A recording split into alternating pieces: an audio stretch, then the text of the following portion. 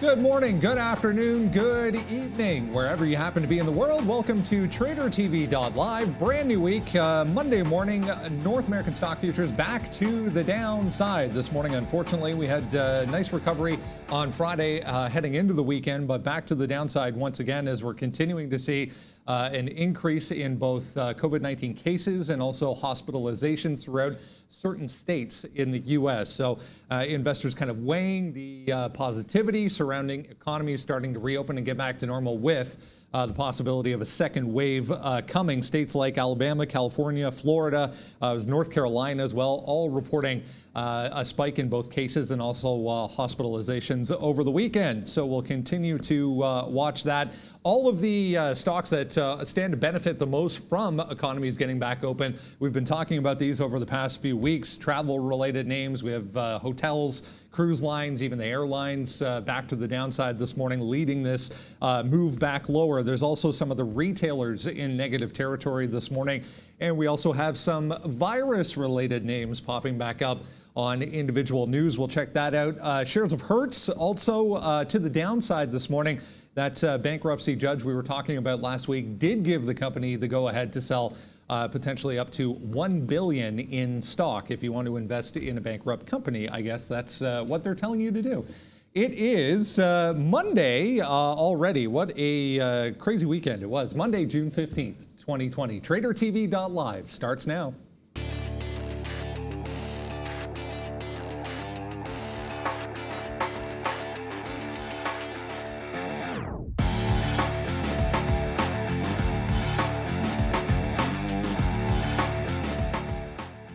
And there we go. Look at APAC region markets from the overnight session. Yeah, big time negative territory right across the board here. Japan leading 3.5%. Korea, 4.75%. Both Chinese markets well into negative territory as well. Let's go over to Europe and see more red numbers right across the board. Not as bad here. They have come off their lows as well from when I first sat down this morning.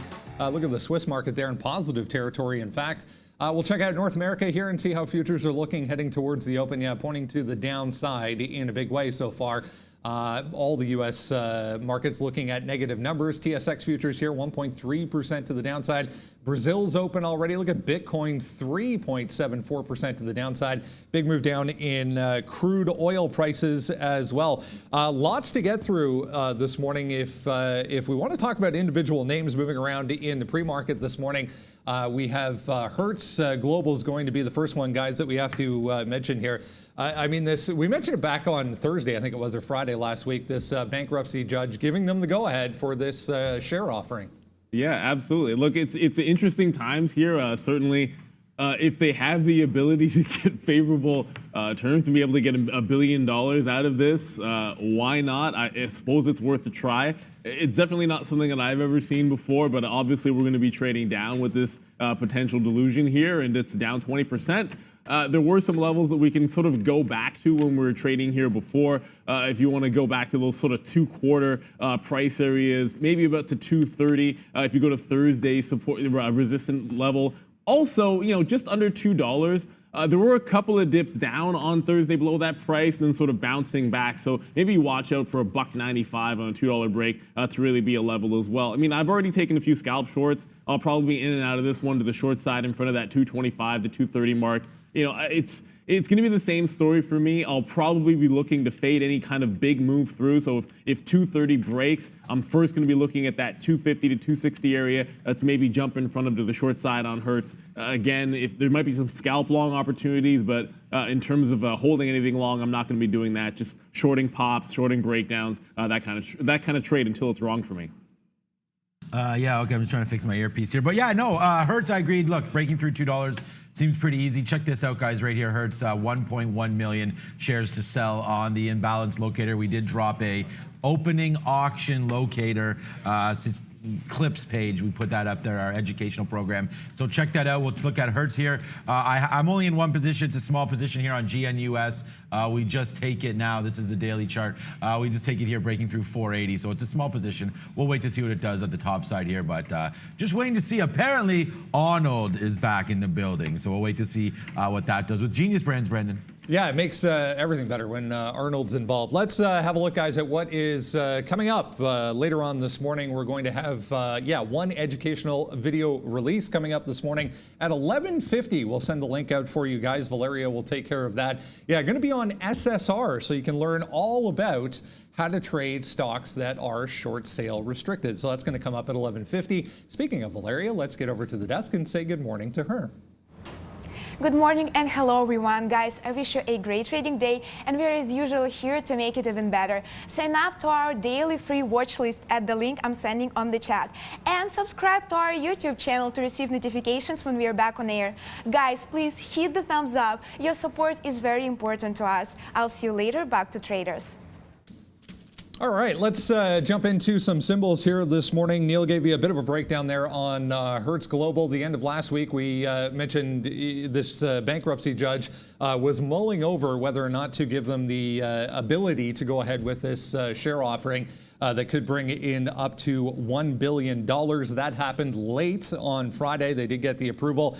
You can see the big spike down here in price on Friday after that news did break. We did recover, closed around 280. From a volume standpoint, though, guys, I want to mention, I mean, this thing has been just, such opportunity just based on liquidity and the volume that it's been doing over the past week and a half kind of thing. Almost 100 or more than 100 million shares a day on average, really, for that time period. Yeah, and it sustains volume throughout the day, so it's not just a morning trade. You're able to sort of put trades on all day long, afternoon. It's a gift, like we keep on saying, it's a gift that keeps on giving, and as long as the volume is going to be there, definitely going to be involved. Sort of, I know we're both thinking the same thing. Oddly enough, it was a little bit cheaper for locates today, so shorting is going to be an even better deal than it was last week. Yeah, I mean, look, Hertz is going to be a big stock. We talked about that. There's always someone lurking. Maybe Carl Icahn gets back into this name. I don't know, but right now Hertz traveling around $2. So we'll wait to see what that does. I like the break. I mean, Niels, we've already talked about it, so we don't need to go too much into it. But a break of $2 seems pretty obvious to all of us here. Come on, let's go. As it should to you guys as well. If you break it down and you look back just I think it was, 230 was the bottom there when that news did come out. We bump all the way up to 280. Look, they're not out of the waters yet. Here's a 3-minute chart for Hertz. You can see this is that sort of $2 resistance level that we're talking about on Thursday there. So we'll just wait to see what it does when it breaks it. If it does, it bounced off 160. So that should be a good enough break. I think if it breaks $2, you get out for your 10 or 15 cents. So I would take a little more shares than normal on a $2 break. We did have to pay for them, so they were not available on the free market from our broker. So just a little update to you guys there. You may have problems getting that short. So it's not going to be option eligible, I wouldn't imagine. But if you were willing to trade Hertz, trade with a little more shares and watch out now, because right here we are breaking above. And let me just check that imbalance locator before I go back to you, Brendan. So it's still 1.1 million shares to sell, matching that of Carnival right now. So still on the downside for sale, but as we can see, guys, a nice March straight upside. So the buyers are right here in Hertz. Let's wait for it to slow down and then take the short. Yeah, we're going to get to some of those travel names. You saw sells right across the board there on that imbalance locator, pointing to obviously a negative open. A little Canadian content here, guys. Let's go to Shopify. Nice look to the upside this morning, 4.6% for Shopify in New York. You can obviously trade it here in Toronto as well. They're teaming up with Walmart to become Walmart's first ever e-commerce platform partner. The Walmart.com website sees 120 million individual hits per month. So positive news, obviously, for Shopify this morning, guys. Yeah, big Canadian stock here. We'll hit it again. This is probably the best Canadian tech stock that we have going right now, and that's Shopify. We'll look at it in New York. Like you mentioned there, it is located here in Toronto, but we will have a look here in New York as the TSX doesn't open yet for pre-market trading. So 784 top, nice little bump up here. Look, you get Walmart on board. The reason why they've been rocking and rolling, obviously Shopify here, they have all of the small business, and then you add to it what's happening right now with Walmart, obviously, they love their platform there. I don't know if we bump up to 823 today. That would be a huge monster run. Not in this market. I'm actually surprised it's up today. Obviously, if this news wasn't here, we'd be down probably near 700. It's still in this range. I'd like to see it bump above 789, which we're getting really close to. That's that high right here, 790. So we get through 790, then I think it's a buy, and we're not that far away. 150,000 shares for a $780 names. Pretty much decent volume for them. Maybe the most they had in the pre-market besides earnings. So I think this is a good look here for Shopify. Yeah, definitely a good look. It's one of those that on a gap up 4% in a strong name in the market conditions we're seeing. Today I find there'll be better places to look for gap fills if you're looking to short that trade, which is kind of one of those things that I'm looking for.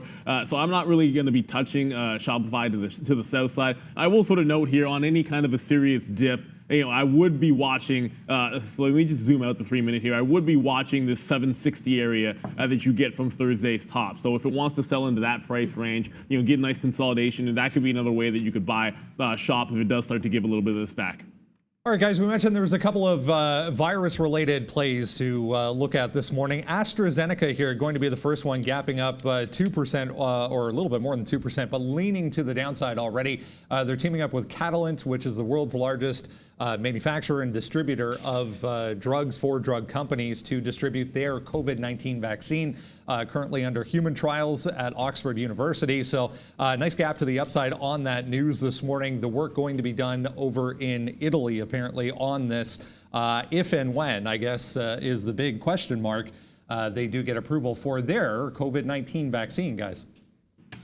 Yeah, I mean, the thing about this one is, on the daily bouncing off like the 50 and coming back in, you can sort of see this pivot point, which is more or less breaking right now, this 52.70 area on the way back in. It was the high on Friday, and then you get us trading back through that price now. So it looks like it's already selling back off and only up 2%. We've seen this on most of these COVID names where you get the bigger companies, whether it's the Gilead's, Moderna's, or AstraZeneca in this case, when they get that little gap up on the news, it tends to be a solid retracement play. So look at $52 on the way down. That could be the first level of support that I would be watching for, just sort of going by Thursday and Friday's price action. You can see some nice bounces turning into resistance at that price. So I'd look to see if that's going to be support, but it's kind of a big pivot right here at 52.70. So if we hold above it, watch for a 53 break. If we can't sustain that, you're looking at that 52 price. Yeah, I mean, it's new news, but like Neil just said there, it's a race to the finish line here. I think multiple companies will probably solve the virus, and we'll just wait to see. But if you're looking for a vaccine play, I honestly think as an investment right now, AstraZeneca probably as solid as it comes. It doesn't move around that much. Good dividend. I'd play it for an investment, but for a day trade, yeah, we got to break some of those key levels, and Neil just talked about them. Yeah, if you want to look at that Catalent as well, it's CTLT, guys, also moving higher on that news this morning, obviously. Let's go to Disney. One to the downside here, extending losses from last week. They announced their Hong Kong theme park will reopen on June 18th. Obviously at reduced capacity with a whole bunch of new safety restrictions as well in place. Not really, any kind of new news, as Sean just mentioned, for this one either, but also looking pretty weak here, guys. We did get higher on Friday, obviously, ending the week positive, but otherwise last week, a pretty negative week for Disney. Here we are, 3% again to the downside. Yeah, the thing is, we're right at that spot right now on Disney, and it's at 111.60 or so. We're about to cross back underneath the 50-period moving average here, simple moving average on the daily chart, so that's not going to be a good sign. Wow, what a run. I mean, I'm a holder of this stock, and I didn't get anything out. I got some out in the mids in here, around 110, 108, I think it was. But we're going to drop through there right now again. Yeah, look, we held 111 back here, 110.50 or so. Held a couple weeks ago when it, well, not held, but that was the bottom on this breakout. We do have some tops here of 109.50, and today we're coming in at 111.60. So I would say, based on this breaking 111.50, there are some market on open sells here. It's a very, very super crazy tight range. Let's wait to see what it wants to do around here. I do like a break though, like a 113, like upside. If this market rebounds, I love Disney for the rebound. It's down 3%, probably a little bit bit too much. But yeah, I like Disney on a break of 113 upside or like a 110.50 or so break downside here. That's going to be my call. We haven't been down to these levels in a while, so let's just wait to see what it wants to do around that 110, 109 area. It could continue to be support, and if that's true, then that's where you go long. Yeah, I'm gonna rein the money in both for the call. 113 I had written down as a pivot. I didn't really have much else in terms of levels for Disney. I want to get to a couple here. I have a couple of positions. You've probably seen them roll in and out here. So I want to cover BBI just because it did move. And I know we're going to talk a little bit about this one up 100%, coming back down in just a little bit. So look, it actually has positive news. It's not COVID related. This is actually it's a skin treatment, a drug that they have passing phase 3, I believe it was. I'm just selling this consolidation lower here. Anytime I see the gap up, lower consolidation in front of $3, sort of an obvious level to play. 280, we short again at 290. We've been getting out some at 270, 10-cent win. Just got out there 270 and 264. So we've already put in that nice little 20, 25-cent win. Try to see if we can't get more. I'm targeting about $2.25 is the absolute target. So if I can get 50 to 60 pennies on this one, I'll be very, very happy. We're also going to be looking at some XSPA, and there's a couple of other names like this, but BBI we're already involved to the short side. Yeah, lots of other names to get through this morning, guys. We have Moderna up next here. We mentioned a couple of vaccine-related names to talk about. Here's another one. They confirmed on Friday, in fact, that they're having multiple discussions with multiple different countries around the world on the possibility of selling their COVID-19 vaccine when it does become ready. Israel out on Friday saying that they were talking to Moderna about possibly buying all of the company's vaccines. So a little bit of an uptick for mRNA here, guys. We're back to this 65.5. You go out to the daily chart, 66 up to about 69, a bit of an area on mRNA. Yeah, I mean, it's an interesting news story. We'll talk about levels in a second, but I don't think there's any way that any country is buying an entire supply, just given wherever it's made. That government's going to make sure they get theirs before anything gets shipped out. That's the way it always happens in the past. So I'd be shocked if that actually happened here. That being said, it is a positive for them in either way. And sort of you mentioned some of those levels there, Brendan. I just want to quickly note, if you look at this nice little upward trend on the daily chart in Moderna, you know exactly what you're dealing with here. So the breakout potential through 66 is decent. I'm also going to be watching any strong dips. 63, 63 quarter, that kind of an area, sorry, 63 half, I checked that. 63 half would be a nice little area to pick up on a bit of a dip to the downside, but watch out for that break through the top at 66 as well. Yeah, 66. I mean, that's it. I like to play momentum. You guys know that. So Moderna, obviously, today is a big momentum play here. Finally, I've been so negative this stock. I talked about I didn't like what they did there at $90 when they released more shares, and they had 8 successful patients or whatever, but it is a great thing that the government's looking to buy into this. They're an Israeli company, so it's a nice thing to see here. They use technology, they're big time. Yeah, I think this is a positive sign, especially today when people are gonna look to get their money somewhere, right? And right now you're down 2%, this is up 6, so obviously strong relative to the market here. And I'm gonna take a long and when it breaks through 66, and we'll see how high this name can fly, but you don't want to hold it for too long. We'll give it back till about 65 here, where all this consolidation was 64.83. So let's take a break of 66 and then see what happens. But this name can open up, guys. Okay, there goes Genius Brands, by the way, as well, guys.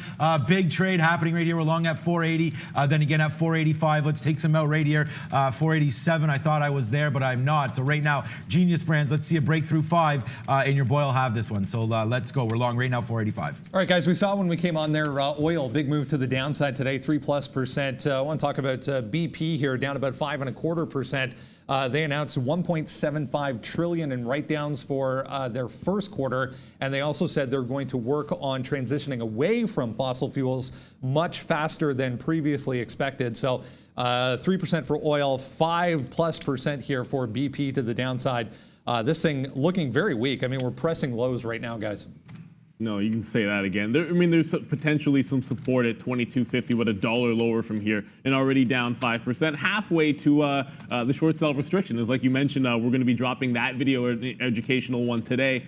So look, it's not going to go SSR. BP's probably not going to go down 10%. But that being said, the next level to the downside would incur that. So 22.50 is the next area of support. It's a relatively tight pre-market range if you want to look at any kind of retracement here. You do have all the way to 24. So we're kind of in no man's land for me. And with only done a couple of 100,000 shares here, 50 to 60 pennies on a $20 stock, away from resistance and $1 from support, trading in the middle. Not going to be my cup of tea here. In the energy space, I'm going to probably stick to the Whitings and the XOMs of the world. And Oxy, of course, that's another name that usually we're heavily trading in. So Oxy, XOM, and Whiting, I'd stick to my strengths unless you get some kind of a crazy move and you do trade into that support range at 22.50.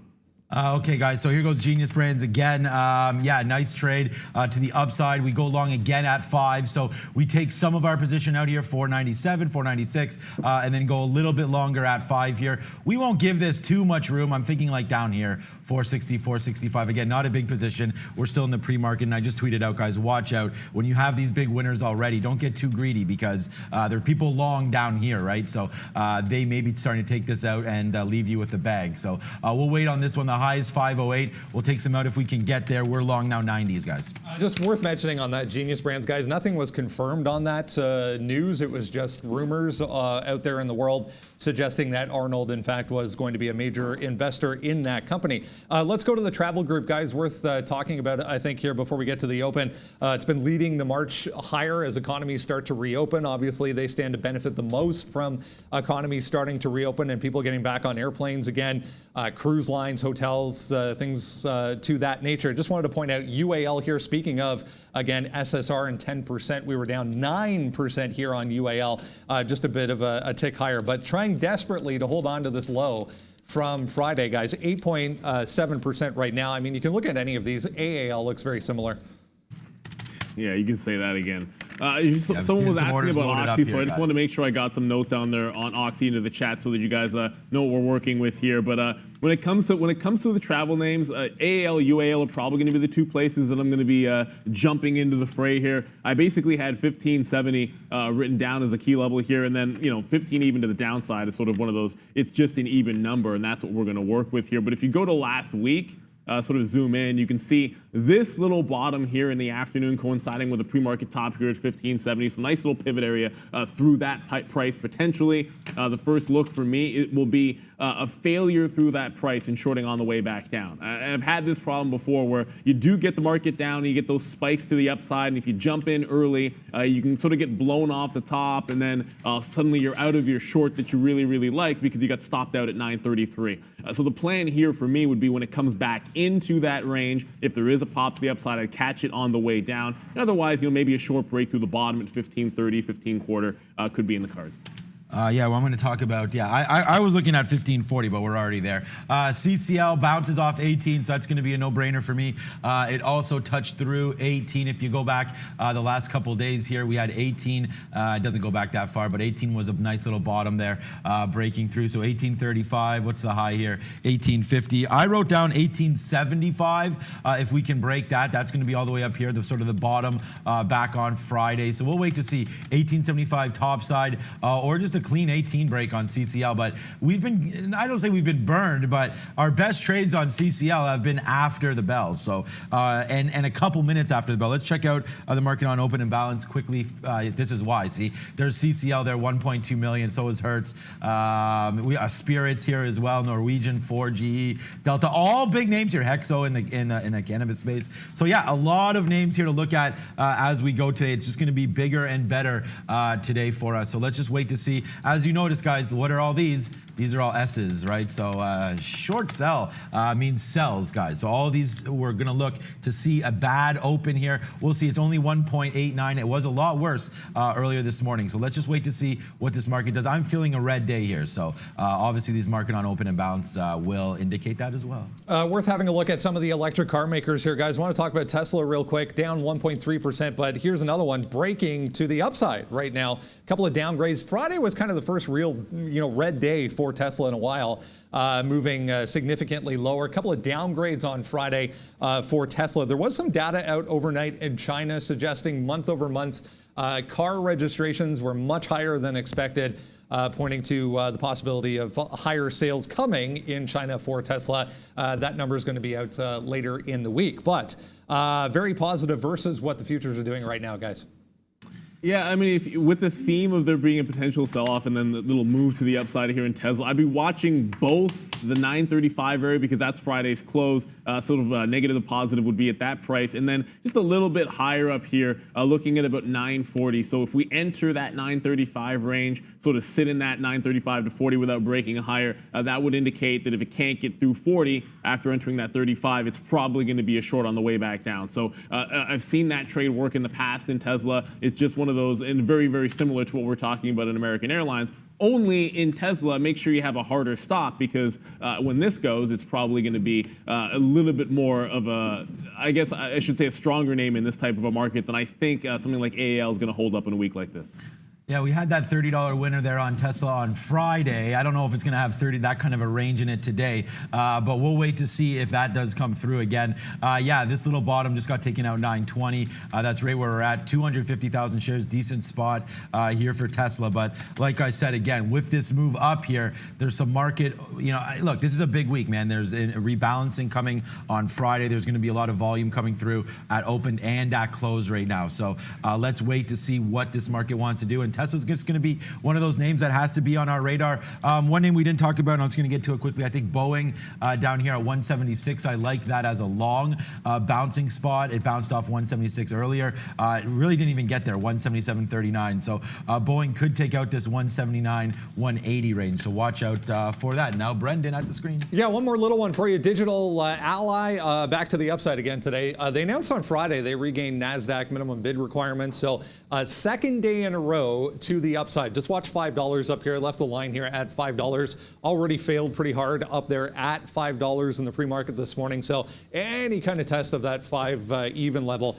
worth a look today. Could possibly go through it and start holding above it. If so, might give you a long. But just wanted to mention $4 down here and then 380 was kind of the bottom of Friday's session. So room either direction, I think, guys, for DGLY today.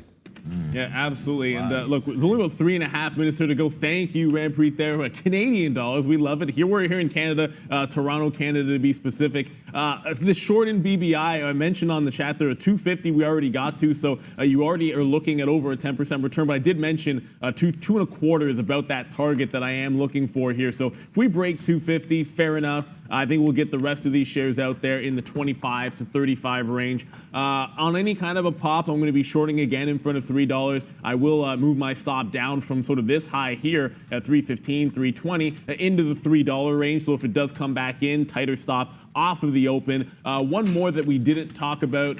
Actually, I don't think we did. XSPA, which of course has been in the news a little bit here. And if you want to talk about short sell restricted, this is down 10%. It is short sell restricted. I did grab a couple of legs here off of this little consolidation lower. It was already trading down 520. We grabbed some more at 515. Once 5 broke, I think we're going to start to head seriously to the downside, but I did take off some in front of that 5 even mark, just expecting a bit of a bounce. But I have some targets down at 485, 475 as well, just sort of keeping with those little themes. Little scalp trades on XSPA, which has been coming in a little bit here, just taking advantage of a weak market in this name. And Hertz, still at that 225 mark. So, we're going to watch that closely. I would like to short it if there's any kind of a pop. But remember, it has to travel down to that 2 even area. And I'm not playing a bounce off of 2, but the last time it broke, it got like 5 pennies and came right back. So I'd watch out a little bit for that break and position yourself so that maybe you can play that little bit of a fake pop just in case it does happen. Yeah, good. And Oxy as well, guys. I'm going to take that short through 1725. That should happen soon. But again, we'll wait to see what does hit off on the market on open. So it's going to be a good day, guys. Hertz, CCL, AAL. So CCL, just because that's one that we've been riding with through 18 here. Do I have my order in? Yeah, I do. I don't know. I hate taking these off the open, though. But darn it, we don't have a choice. Okay, here's Apple right now as well. Apple, I like the long through 335. Let's see if we can get there. We picked an Apple long last week, and we're able to hit that as one of the only longs that we had all day. So 335 looking good. But now, as you see, some of the futures here, not really ticking down, but Apple with a nice little move down there. Not sure what's up with that. So maybe this is sort of indicating what we're going to do. The only position I have on is this one, and it's Genius Brands, and we're 6 pennies in the money right now, taking a couple longs here. The last long isn't working. That's $4.99, actually $5 exactly. So I don't know how we got that price, but here we go. It's going to break through 5 again, but our price is 91. 1 longs. So good little price here on GNUS. We're going to give this one back to here, 465 or so. When that breaks, we'll be out. But 30 seconds to go, man. I do like Boeing to the bottom here through 176. You're going to watch me hit that, hopefully, if that comes through. Other than that, AAL, CCL, Hertz, all on target. And other than that, we'll wait to see what happens. I like Oxy as well, guys. Yeah, and watch out for something like a Peloton. So in the negative reopening stance here, and some of these obviously these gyms not working out too well for them. Watch 48 level, 47.20 on a little bit of a bounce to the downside, but we got to drop that countdown because we got 10 seconds to go on this Monday, and Valerie is ready to drop that bell, and here we go. It's Boeing. 5, 4, 3, Let's go, 2, guys. and 1. This market is open. It is Monday morning. We are locked and loaded, ready to go. I'm still watching Peloton for a dip buy opportunity into that 47.50 range, but it's all about the weakness in this market. BBI is still at 250, so that's in the money, about 30 pennies. And Hertz already moving to the downside. I should short this in front of 225. Yes, for everything. There goes CCL as well, and what a surprise. We get into that one, and it's not going. This always happens to us. We take the early print on that 18 break, and now it doesn't want to go. So let's just give this one probably till about 18.20, which is coming up. We don't need to lose our face on this one. Oxy, we go short as well here, 17.17. So lots to come. We're short a bunch of names here. Genius Brands long, short everything else. Yeah, and immediately BBI continues to head southbound through that 240 mark now. So I feel like it's going to be very, very quick that we get our target on this one. Maybe should have held on to some more shares, but we said 225. Looks like we might get that. Going to work into a Hertz position to the short side.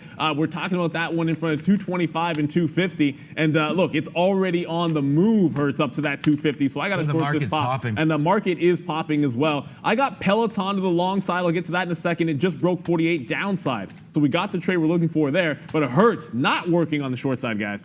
Yeah, Hertz not working on the short. I mean, nothing's working for me right now on the short side. We have CCL and Oxy. We're going to wait to see if we get blown out of both of these ones. Oxy was a decent winner, but now you can see going to the upside. Look at the market, guys. Nice little explosion here. So maybe it's time to get into some shorts. There it is. What a surprise there. We get out of our CCL, as this normally tends to happen to us. Like I said, even, in the early on, take the early trade there, you get a little bit burned. So CCL, we're out of that one. We'll wait to see what happens. Now we'll look to get back in that one. Apple, we do not have that one long. Is that through 335 yet? Let's just take a quick look. No, it's getting close right now. So it's a nice little spot here. If you do think this market's going to go upside, but here it comes back. So we'll wait to see. I think we're going to fade every move. Yeah, flush down the toilet. Bye Hertz to the upside. 250 gone. What the heck? Did I hit the flush and you guys do that one? Flush is supposed to be negative. Well, I guess the belly dancing's negative, but that doesn't work on Hertz. I did get a couple of buys in Peloton here at least, so this is looking like it could be a decent one. It dipped all the way down into this 47.50 area and then retook 48. So I'm just basically playing this off the pre-market low here, see if we have any juice into that Peloton trade. And BBI, I mean, you know what? It's one thing to bet against these on a retracement. It's another thing to get in the pre-market and already hit your target at 931 here. So out at 227. I don't even know what to say. We'll go winner, winner, chicken dinner. 287 was our last entry, a 60-cent win on a $3 stock. So that does come in here. Now that Hertz is back down, it is what it is. You're probably gonna see me dig it again, and you're gonna see me do it right here, right now. If you're gonna get me stopped out the first time, look at this. Yeah, the second time I'm gonna come sort of bigger and better. At 265 top has been put in. 280 was a level before. You're gonna see me working to a short that I'm gonna hang on to a little bit longer this time. Guys, why do we do this to ourselves again? CCL, so now we have a nice little short. We take it again up here on the retrace. So in 20s there, out some at 18. So yeah, we did it again. We got blown out off early, and then we get it right back there. What's up, Brendan? Give us another one. Big one, big mover here, guys. NET, N-E-T on the NASDAQ up 182%. They work on electronic payment processing, things of that nature. They're teaming up with a private electric vehicle company from California to work on electric vehicles now, guys. So NETE up big time. Man, a little break here in Moderna. Moderna takes off the top there. 66 does go 66.50. We've got to 15. Check that we have to the long side there on that little break. So that was one of the positive names that we're looking at there, guys. So I'll give it maybe to about 65, 40, or 50 before I think about buying any kind of a dip there. But breakout potential in mRNA with the market starting to slide back to the downside. Yeah. I have re-entered Hertz as well at 32. It's now down at 225. So first time we talk about this right at the open. You got to be willing to hold through that pop. It was much stronger on the initial pop than I expected. unexpected, but fair enough. We're already back into it here. So we're going to see if we can't get a little dip action as well in mRNA. You see this bottom here, pre-market, 65.18 or so. 65.40 is a decent re-entry price for me. Man, really, how embarrassing. Like, this is multiple days in a row. We lose our shorts off the open and then just absolutely destroyed on the way back, including this Oxy trade. We get blown out, then we take it again, and now we're huge in the money. So right now we're short Oxy, right now at 17.27. It was bigger. We just covered some at 11. CCL, we've got that short at 21. We've been covering that at 18. We are now short Boeing right now as well, off a 176 break. We should have done the same thing again. We should have shorted the top once it was there instead of taking out the below bottom. So let's wait to see, guys, if these futures continue to go down, will be nice. But right now, Boeing, a little bit of problems here. Let's wait to see what this market wants to do. We did take that 176 short. That looks like a horrible price right now. So we'll just wait to see what that wants to do. If it takes out, I guess, 180 again, then we'll fly. But right now, Boeing to the downside, not working out for us, guys. Yeah, and speaking of retail names here, Kohl's is one that we didn't talk about, but this is a name that I was looking at on the short side. 22 to 22 quarter, looks like a decent short, 22 teens, so like call it 15 to 25. I'll be basically shorting in front of that range. It's very, very quiet so far, but there was a big dip down $1 right off the open to 21.15. It's now starting to come back in here. That's going to be a fade play for me to the short side, right around this price here, 21.80 or so. I think we'll start entering into a position in Kohl's to the downside. The market holding 2%. You're still holding below 250 on Hertz, so giving me some reason to get into a few more shares here as well. I do want to cover XSPA, that along with BBI, that was a pre-market short that we had on here, and fantastic one. It's given another dip down to 490. I mentioned 485 is my target. I might tighten that one up a little bit and get some out in front of 490. I do have a 517 short now. I would like to add to it if I can get the 10s or the teens for the time being. So we'll stay net short over an XSPA. We just got triggered into Kohl's there at 2183. Our out there is about 2215 to 2225. Does Beyond Meat want to take out the top? Okay, we still are short Oxy right now. Decent position right here. We are dug in a little bit here. We just did average into our Boeing trade, waiting to see what it does at the top here. So we'll see. We just took it right now and average in on Boeing. So we'll see if this one, how much damage this one wants to do. Wow, check out Zoom, guys. 233, up another 6 or 7% today. Zoom just flying up here. Wow, this may be, I think this may be all-time highs here on ZM. So watch out here, 233, 234. This market, though, look how resilient. Wow, this is what happens when you bet against the market. It's not good. We're short Boeing, CCL, and Oxy right now. Give us something, Brendan. Just checking on news on this one, guys. The ABIO halted at the moment, but it looks like it just resumed. Very thinly traded, barely traded at the open there. Was halted, just resumed again. So we're going to check on that one. Also, that NET, NETE, also currently halted, guys. Yeah, I mean, halts are certainly the name of the game when it comes to volatility. mRNA moving to the upside once again here, up to pass through that 66 mark. I did try to buy that little dip. I talked about 65.40. Unable to get any shares down there. So look, we'll have to stick with what we have. If it takes off 66.40, we'll start getting some profit out there. But another one moving is Peloton back up to that 48 mark. So I'm going to put the position board on because I have quite a few things, and I want to make sure you guys have an update as to what we're working with. Short in Hertz, that's at 32. It's back up to that 42 range. I haven't dug in just yet. I want to see it test 250 again. Kohl's, we're short here at 86. 22.15 to 25 is the out there. mRNA back to break even. It's at 66. We have 66.15 long, and we're long at 47.5 in Peloton. That's about 50 pennies in the money. XSPA is back to break even. We've taken some profit. I'm looking to reload on that one as well. Yeah, we just got out of our Boeing to the top. We're holding a little bit here, but yeah, Boeing out there. So not a good one there on Boeing. What is that price? 180.42 right now. We're just going to check that out. CCL, we're going to wait at 1860 at the top here as well. Look at this market. Big move back up here. 66. That's like 20 handles in about 3 or 4 minutes. What's up, Brendan? Cineplex, guys, here in Toronto, down big time today. Cineworld from the UK was a deal in place to buy this one. They've passed on that, so they're out of the deal completely, down 22% for CGX in Toronto, guys. Yeah, actually, that was one we forgot to mention, but we'll go with, I don't know, fall in the hole on one of our longs, mRNA. You guys hit both of them to that one? Oh, God, you got to be kidding me here. So mRNA goes downside. We take that one out for the hit, and Peloton goes the other way. So, look, it's one of those days where you get the retracement in some of those vaccine names. Peloton looking like it's trying to hold the top end of the range, but with a 47.50 long, I'm going to take a third out right here, right now, just to make sure that we take some profit. It's about a 50-cent win. I will hold on to 2/3. I have a stop at the absolute bottom. I want to get to Oxy here because it's showing just a little bit more strength than I was anticipating, but it's into that 1770 range that I was sort of talking about here. If we can hold this, then we're going to engage in a short. But if it breaks through, I'll probably hands off for me, at least in the short term. Brendan, what do you got? Another one in that group, Antero Resources here, 7.5%. Just halted for news pending. So if you are looking at this one, just wanted to zoom out here. This thing's been really weak to the downside over the past week or more. So AR halted, news pending, guys. AR, okay, yeah. Yeah, I'm gonna get on some of these halts because sometimes trade. those are the best trades to be had. Still have Peloton long side, Hertz and Kohl's to the short side here. AstraZeneca was another name we talked about. The rollover on some of these virus names, yeah. A little bit, 52.70. I'd say that was a bit of a pivot, bouncing off 52 right now. You go to previous Friday's close, 51.50 would be the next leg to the downside. At this point, if you're looking to short a pop, it's in that 52.50 range. But for me, eyes are glued to Hertz, which has a seller at 244, which has been holding. So this is a reason for me to take some more shares to the downside, short side, I should say.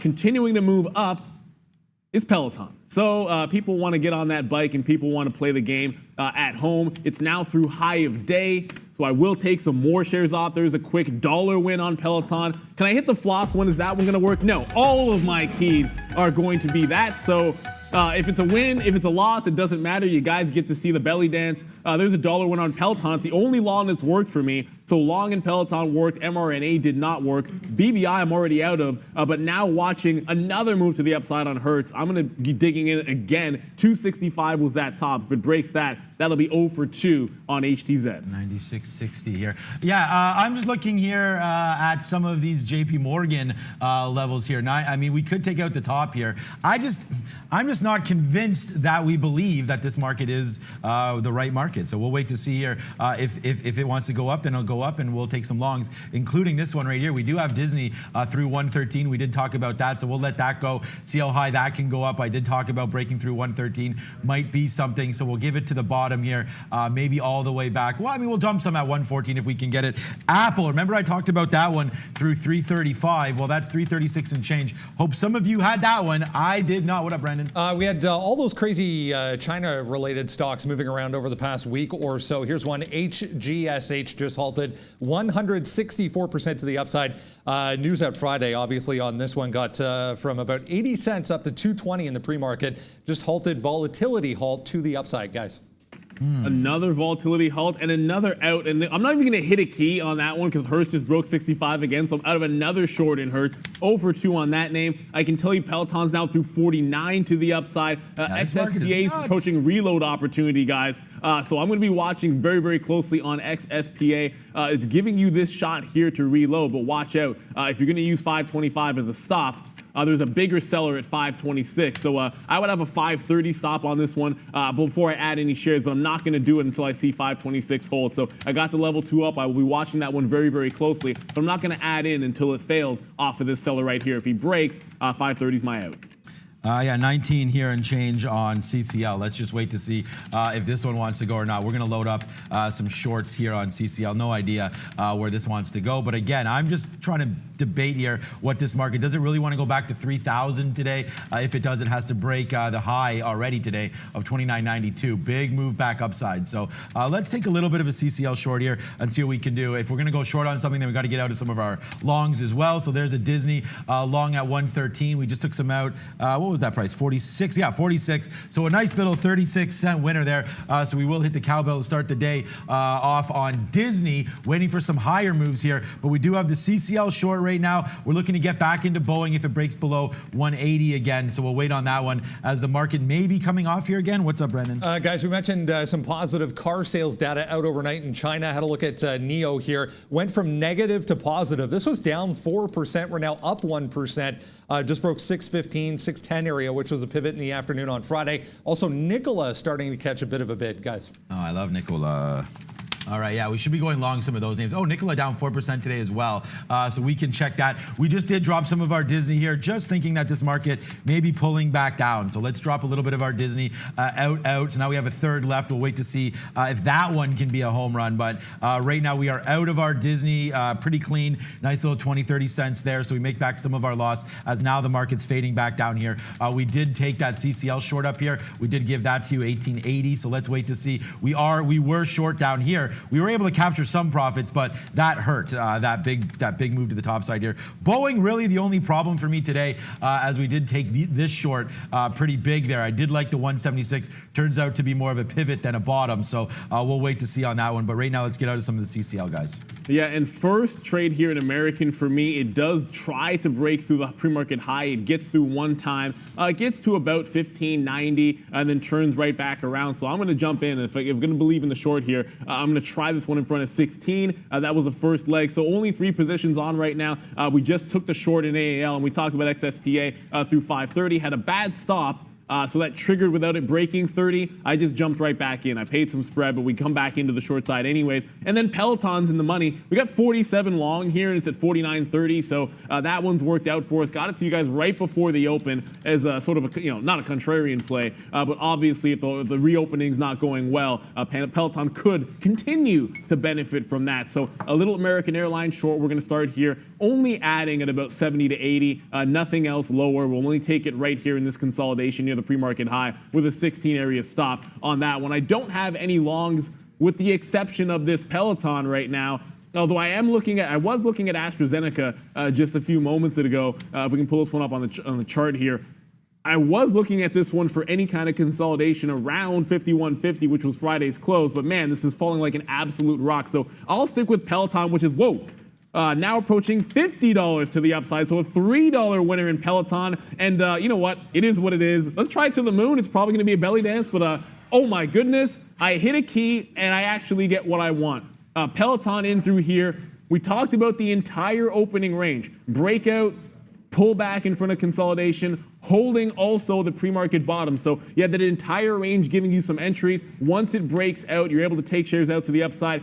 For me, if 50 goes, fair enough, you can always get back in. But as I always say, don't look a gift horse in the mouth. If you can take at the end here what'll be almost a $3 winner and then be able to get back in, whether it's a pullback into 48.50 or 49 or a break of 50, it's been a fantastic trade in Peloton long. I don't think it's anywhere near to be done yet, though, however. Brennan, what do you got? That is all-time highs for Peloton, if anyone's wondering. Here's another one, GSX, little China-based online education company, also just hitting all-time highs, above $46, guys. We're up almost 8% here. Big-time volume came into this Friday afternoon. Bit of a continuation move here for GSX as well. Okay, GSX. Here comes CCL. Okay, where are we trying to go here? I'm trying to see if we have any other shorts that we want to put on CCL. Doesn't look like it. 1850 to the bottom here. We've gotten out back down here before, so let's see if we can't do it again.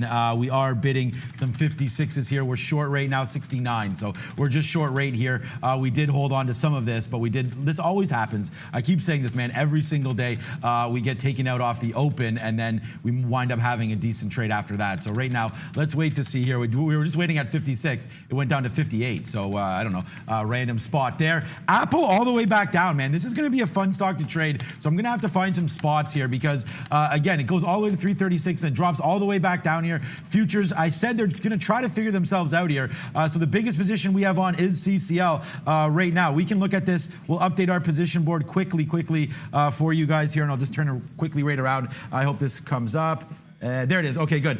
So here comes Boeing right now. Small little short. It's $1 out. We're going to get more in a minute. CCL, we just got that one, so we'll rain some money in on there. We just took the bid out at 56. Good trade there. Disney, it's been a nice moneymaker. It's 8 cents out. If it breaks 113-ish, we'll get out. But here comes CCL to the downside. So let's get excited here and take this trade. CCL, we're short at 77. Oh, yeah, that's that print there. Yeah, just printed us out at 56. So that's what we saw. So let's wait to see if it breaks through 1850 now. To the downside. CCL, really the only stock that I have on with any real risk. We're looking to get more Boeing, though, on a breakthrough 180 or so. Yeah, just watching IMRN here after the halt at 11, coming all the way back. $9 would be the starting point right here at the open before you got a $2 move up, halt. Almost a $2 move back to the downside, so watch very closely. 8.95, 9 even on a bit of a pullback. Peloton tries to break through 50. I'm going to enter in some shares there like I did at 50.05. I talked about a pullback. That gives you about the 49.20, I think is a bit of a bottom end range. So the other short that I have on in addition to American is going to be XSPA. This one, getting that reload at 525 looks like a good trade there. You can see the in and the out. That was a bad trigger on a stop. That got wicked out by this little trade. Did not happen in my eyes. I was watching the stock. So short side here at 25. It's now coming back in. I will take some shares out in front of 5.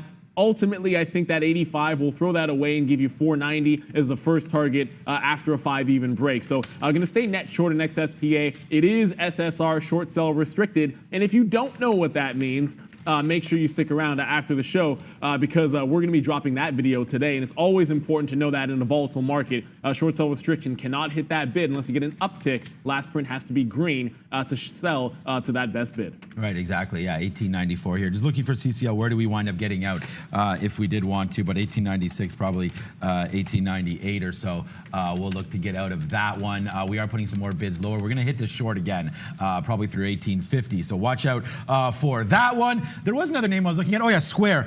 Square right now, guys. Nice little move upside from this bottom 184, 84, not 184.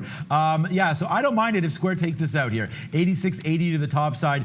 They want to move mobile payments. Obviously, we don't need to talk about that. I love PayPal. It's been my call of the year. So we'll wait to see how that one wants to do it. But Square right now, I like it taking out 86.80 to the top side. Having a hell of a time with this CCL. We're just taking some out here. I'm still thinking it can break through 50, but again, not fighting the Fed, aka the market right now. It just wants to keep going upside. So that's what it is, and it looks like the reopening maybe is going better than expected. I thought today with such a down market that we would continue to head southbound, but right now if this takes out the day's high, 1890-ish, we're going to get out of CCL. It doesn't look like it wants to go for us. So CCL right now, our biggest position, but we have been cashing it out. So this last trade will be fine. We did get lost on this. This was a bottom tick here right off the open. We were thinking a red day, but as you can see, the market disagrees. So right now CCL at the top again, not looking like a good trade here, guys. GNUS here, Genius Brands bouncing off of this sort of interesting level here in the pre-market. So there was a breakout through 445. We bounced there at about 830 and now bouncing off the open twice at 440. So that looks like it's going to be a key level, at least for me. 440 and then 475 here to the top end. I do think on a 440 break, you're going to see me short. If it tests 75, the first thought is going to be short in front of it with a reverse long. But watch out, alert 440. My stop order is going in right now. Brennan, what do you got? Another energy name popping up here, guys. Antero Midstream, 5.5%. Look at this move from the open. $5 down here, $5 even straight to 5.55. Guys, AM moving higher in a hurry. AM. Okay, yeah, you gave us that name. We should have been on that one. Okay, Apple right here. We just finally take a short right here. So it goes right away, guys. 40 cents in the money for us. So sorry we weren't able to give that to you verbally, but here's the Apple short. We just took that one, guys. 330. I told you it was looking pretty interesting here, that if the market did fall, we did want to get some Apple on board here. So we are short right now, 330, 352.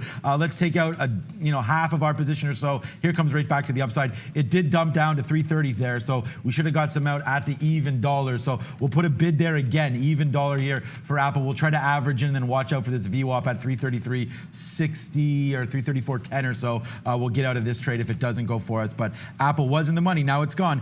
Here comes Square. That just takes out the top side as well. So now we got to watch that one. So Square and Apple both going the opposite ways here. That's not a good sign. Let's hope. Yep, go. Sorry, they're watching this BBI still basing out near the bottom. $2 looks like it's a potential break at some point, but any pop into 250 is going to be another short. It was already a home run trade for us, and we're going to look to dig back into this name on any kind of a pullback to 240, 250. But now a $2 break firmly in the cards on BBI. A tremendous pullback as it was 370 in the pre-market. This is $1.26 on Friday, so obviously there's a heck of a lot of room for it to still fall. Watch for that 2 even break here if it does want to come in. AstraZeneca, I just want to keep noting here, it finally held a bit of a bottom, call it 51.70 so far. So it's putting in a little bit of a consolidation range here between that and 52 even. I'm not going to be bullish on it yet. I'm going to stick with the only long I have right now being Peloton. It's the only one that's worked, and I see no reason to cover this just yet.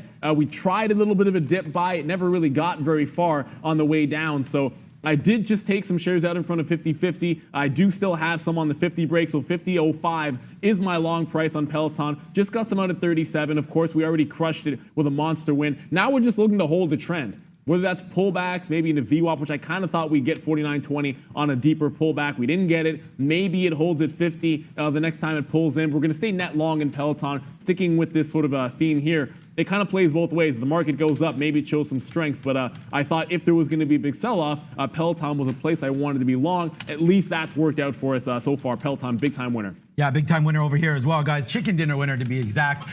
Here goes Square. Finally, something giving us a decent little traction here. Square to the upside. We're long 86.80. We gave that to you. Out some at 87, then out again here in the 20s as it pops up. The highest is 87.19 there. Our best out was 18. So a decent out here on Square. We still have more than half of this position as, yeah, the futures just keep going upside here. So we get out of our Apple for a small little loss, no problem. And then we rip upside now on Square. I told you we don't want to be long and short two of these big high flyers. So we get out of one, and now we'll wait to see how high Square wants to go. It may not go too much further than this. We've taken some out here. I don't really have a downside target. I mean, maybe if we break back down here 85.60, that'll be a dollar loss, so we don't want that. But right now, Square looking like it wants to go higher. And we do have a decent price. We're long here at 86.80, so 87. But look at the spread, guys. About 20 pennies when it's slow, about 20 pennies. So we'll wait to see here. Upside, more. We'll see if these futures want to keep going. Do they want to break 3,000? If so, then we probably have a decent one here on Square. Yeah, that's 3,000. I know Brendan, right up before the open, we're like, how long does it take before we test 3,000? It could be 25 to 30 minutes, apparently. So that should be definitely very interesting to see if we do get there. I do want to jump over to Boeing for a quick second. I only have 3 positions on. It's a couple shorts and then 1 long, of course, in Peloton. Boeing, however, holding right near this nice little 182.50 top. That's setting up for an interesting little breakout here. If 182.50 goes, it's going to be hard to resist Boeing to the long side. You sort of jump into the higher time frame, and you can see if you go back to Thursday, this was a bit of a level in the afternoon that we died at earlier. And then if you go into Friday, there was a significant pullback and then bounce to the upside right off of that same 182.50 level. So 182.50 would be a breakout. It doesn't look like it has the juice, at least on this move. But if we do break 3,000, I'm already long Peloton. You'll probably see me jump into Boeing as well through 182.50. Yeah, well, I'm looking at the same thing here, 182.90 or so. We are short. We just took another short on Boeing there. So we'll wait to see if that one wants to come through. It doesn't look like our Square wants to do too much here.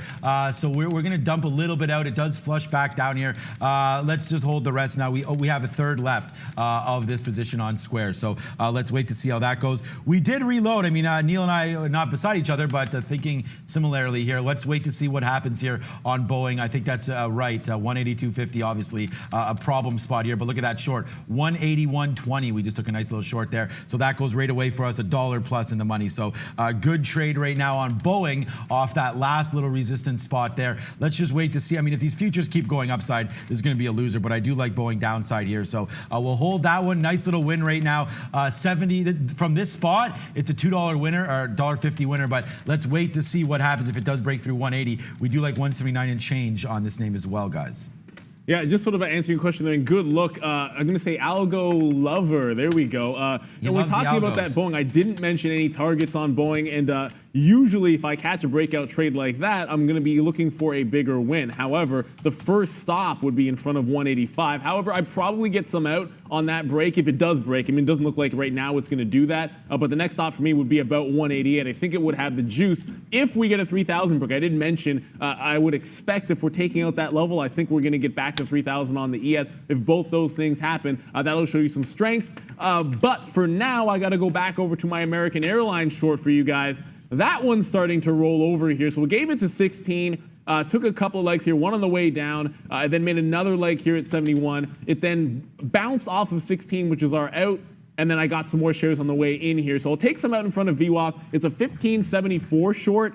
If we get some out in front of that 1550, that'll be the first leg, and then see if we can't retest the bottom. So at this point, I'm trying to make sure I can have my cake and eat it too, which would be a long break on Boeing at 182.50 in a strong market. I'm still long in Peloton. That's even money at 50. We've already crushed that one long all morning long here. And then I still have that XSPA, which isn't doing much. So, primarily here with a short in American and a long in Peloton, and then looking for a little something in Boeing, guys. Yeah, we just took a nice little win on Boeing there. So hit the cowbells there. A nice win on Boeing. We take that short. We get out right now. And then we went short a little bit there. This was that VWAP break. We actually mistimed it. The VWAP was 179.76. For some reason, we hit it below 50. But here we go to the downside now, making us feel a lot better right now as Boeing crashing down. We are short this name, 179.39. We did take a short down here as well. So big trade happening right now in Boeing. Let's see if it can't continue to the downside.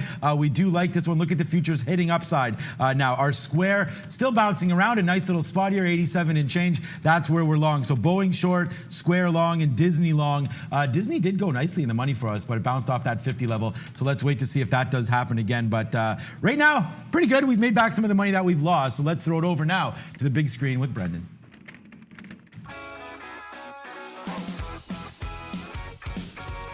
Hey guys, yeah, Monday morning, it is 10 o'clock already. Let's have a look at North American markets here, see how things are shaping up. Still pretty negative right across the board. However, yeah, we were talking about that 3,000 number on the S&P before we came on at 9 o'clock there. Probably going to be a bit of a magnet. Let's see what happens when we get there, because I feel like it's coming 1.4%. To the downside still for the S&P. The Dow leading 2% to the downside as far as U.S. markets are concerned. The NASDAQ not quite as bad, about 0.7, 0.8% there for the NASDAQ. The Russell here, small caps, 2.4% in negative territory. Pretty weak so far for small caps. Here in Toronto, TSX 1.8%, 1.9% for Brazil stocks if you're watching down in Brazil. On the BOVESPA, here's Bombardier, guys, 8%. To the downside in Toronto this morning. The S&P going to delete Bombardier from the TSX 60 this week. So huge monster volume on the sell side today coming in on Bombardier. Another one, Shopify. We mentioned the news teaming up with Walmart for e-commerce work. This is in Toronto, obviously 7% now. $1,000 stock here in Toronto, up 7%. Decent move for Shopify. Energy names to the downside today across the board. We showed you oil down about 3%. Here's Cenovus trying to get above 6, but looks like $6 even. Bit of resistance for CV if you're watching in Toronto as well. Again, some of the energy names going to be a problem so far today, guys. Hit subscribe if you haven't already. Back over to you. Absolutely, guys. Yeah, I still have only the same 3 positions on, but we try to do this as often as we can, and that's throw that position board on, of course. And we are working on a bit of a different one that'll be a little bit easier for you guys, always there at the bottom. But American Airlines short at 15.76 here. I have taken out what I will take out in front of VWAP, so that is fine. Peloton, the last long we got was on a 50 break. Thank you for the reload there, Valeria. And if anybody wants one of these mugs, hey, our merch is available there. So maybe one day we'll sign one of these. I don't know. Could be a little bit of fun. Last position, of course, we have that XSPA at 525, little small cap retracement play for the last little bit that I've been shorting. We'll get out of that one in front of 490 if we have an opportunity to. I've already taken profits in and out on XSPA at least a few times, so I think we'll continue with that trend, shorting those pops in front of 530 as long as it holds. 40, 41, what is this, 36, 37? Yeah, just looking at Hertz as well to see what's going on with that. Look, we got out of our CCL, but doesn't mean we weren't a little bit right. Again, we didn't have many shares. We did get out of the majority of them down here, but look, it comes up almost to 19 there. And again, I thought our trigger was 19. It doesn't get there, but then it falls right back down to VWAP. So we are going to look to maybe get back into some CCL. We're going to see if we can't get out of some Square right now. That's an 18 penny winner. But again, I'm still waiting for this top to break off on Square.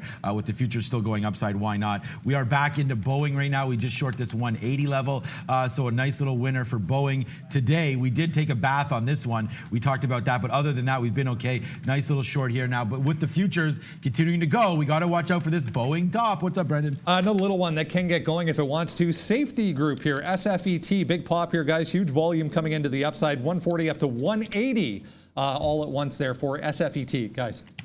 Yeah, SFET's definitely been one previously on the radar, but haven't looked at it yet. I'm going to jump over to, at least for the first time for me, over into the cruise space. I do, of course, have that short in American Airlines.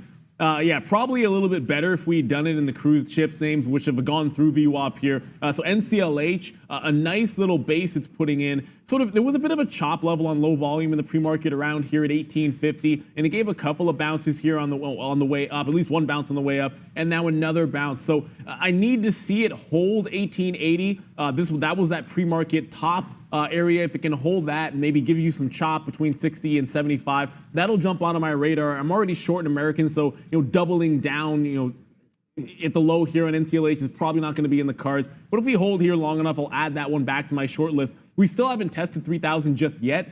So as much as the market is holding up, it's not breaking out for the time being. So that 182.50 on Boeing hasn't come into play. Also, I won't be jumping into the short until I see that happen, or if we can hold lower for long enough. So stick with Peloton to the long side. I'm trying to buy a dip there at 49.60 or so, and sticking with the short in American Airlines. I'll probably reload one time in front of 16 on that name. Yeah, CCL, another name there to look at here, 1866 to the top side. This has been a good stock for us, not today though. CCL, not a great stock for us today. We need to rub our lucky frog and see if we can't find some more winners for you guys. And listen maybe to Brendan as well. UAL United there did have that news in the pre-market, securing some more money from their loyalty program.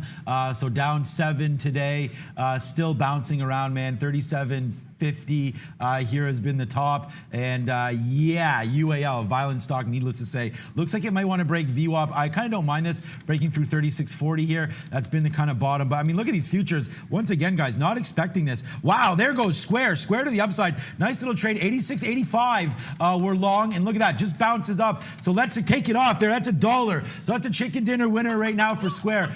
So we'll take some off there, 72. There's the out right there. So finally, a nice little win there on Square. So we cash out some of that. Now we have a small position on it, but that one finally goes for us. So a lot of losers, but some winners today, including Apple. We did talk about this one going through 335. It bounced around a couple times there. Don't know why we ignored that. I'm not sure we like 337 to break, but hey, if this market, like right now, Brandon, just breaks 3,000. Great call by you. You mentioned that could happen today, and there it is. I didn't think so. I turned bearish a while ago. So we'll see here. Maybe a nice spot to fade, but there goes Apple through 337. Maybe you guys have that at 335. Yeah, with that 3,000 break, just checking back in on Boeing, which is, still holding this 180.50. So we're a couple of dollars away from that 182.50 sort of break target. This actually might give you a chance to lag. We might be able to hold above 3,000 if that does happen. And we haven't gone yet on Boeing. Maybe you can have a 181 break, scalp that one for $1 into the high, then take the breakout through that 182.50. But Brendan's got a name for us. What do you got, bud? Not COVID related, but another pharma name going here, guys. MNTA, 15% to the upside. This thing's gone from $30 in the pre-market to 36 now. Very thinly traded, but doing significant volume for this symbol. They presented data over the weekend, in fact, on one treatment that they are working on. Again, not COVID related, but positive data for MNTA, guys. Okay, guys, right here, we'll put on our position board here. We have some decent winners. Remember that Disney trade? We still do have that one on as well. So Disney right now, 77 cents in the money. The Square is a nice one. We'll hit arrows up for the longs. It's the shorts that's been the problems today, for me anyways. We got blown out of CCL. We've been blown out of Boeing. We still have that short. We are waiting for those tops. Neil keeps talking about them as well. So we don't need to beat a dead horse, but there we go. Those are some names that we're looking at. Disney, I may get out of this one at 114. Decent top there. Let's get out right now for a 70-penny winner on Disney. Boeing just does take out 181. So yeah, we're going to be flat on that one and wait to see if we can crack through VWAP once again to the bottom or this 182 to the top. But right now, Boeing exploding a little bit here today. 11 million shares, 4.5%, guys. Yeah, some people are asking about Tesla here. Wow, it did just get to that positive area. What I was hoping would happen for a short side trade is the worst timing ever. You get 3,000 breaking in the ES, so you get some momentum into the market going to the upside. I wanted to see us break 35, have some trouble, and then turn right around after failing at 40. So that's not the case right now. American, we take half out for a win, then it breaks 16. So, mixed bag on that. You win on half, That's why you take profit at VWAP on the way down, but then you lose on the second half. So the shorts having all kinds of trouble. Meanwhile, a reload in Peloton working out for us to the long side. So I'm getting away from shorting in Tesla. It does look like if the market's going to be strong, this is not the place that I want to be betting against in a name like Tesla, which already, if you sort of go back into the higher time frame here, it does have another chance here, sort of breaking back through 950 at some point this week to get you your second run at 1,000. So I don't want to be betting against this one. I feel like if I'm going to be short, I jump back into BBI. Go ahead and sort of short those small caps with impunity. They're remaining weak, whereas NCLH and RCL, CCL, AAL, those are trickier names for me. And then sort of speaking about American Airlines, it's a good short the first time with this little structure here. We get out in front of that 1550 at VWAP. We then get stopped out at 16 even. So again, you go 1 for 2 on the shorts, which has been the story for me. But it's all about Peloton to the long side. I wish I had something else long for you. But for now, it's going to be that name and looking for that Boeing break. Yeah, the Boeing break is there. And I switched over. Obviously, the futures are on U contract now. So we are 6 handles away right now from 3,000. So we switched over. Yeah, of course. Yeah, we're on the U handle right now. So we're getting very, very close to that 3,000. So if you guys have that, you may want to switch it. NIO right now, guys, 640 to the top side. So wow, Brendan talked about that one. The electric car maker today just blowing upside here. I don't know, news, financing, whatever. They're backed by the best government in the world, maybe the Chinese, because they don't care about anything. So they may just continue to pump money into NIO to catch up to some of their Nikolas and Teslas of the world. Neil just talked about Tesla. Let's just see right here. We're not talking the Chinese government's the best government in the world for obvious reasons, but for backing of a stock, I mean, let's just wait to see. They've been backing NIO the whole way. So let's just wait to see. $62 here on Nikola. That looks like a decent break spot here. If that does go, let's try Nikola for the long here through 62. Yeah, I'm just having another look at that IMRN here. Oddly enough, finding some bid at 950, 960 or 970 or so. Was sort of anticipating it would have a stronger pullback into 9 even. That hasn't happened, so it's not necessarily going to be my radar for the long up here, but I'll be darned if 11 doesn't break. It's probably likely to break some backs, and there might be a quick little scalp trade in it there. So it's already had one halt and come back in. For it to take out the top after doing that would be a bit of a surprise. But in this market, you got to be prepared to be surprised from time to time. So watch out for 11 break. The high was 1104, so maybe give it to 5 or 10 before you take it to the long side. IMRN, whatever. We'll just sort of play with the action here and take a quick little trade if it breaks 1105. 63.87. So yeah, we do have the Nikola long here breaking through. I said 63.87. That was kind of the high up here. So yeah, we'll wait to see here. Nice little, quick little 40-cent win here on Nikola if you want it.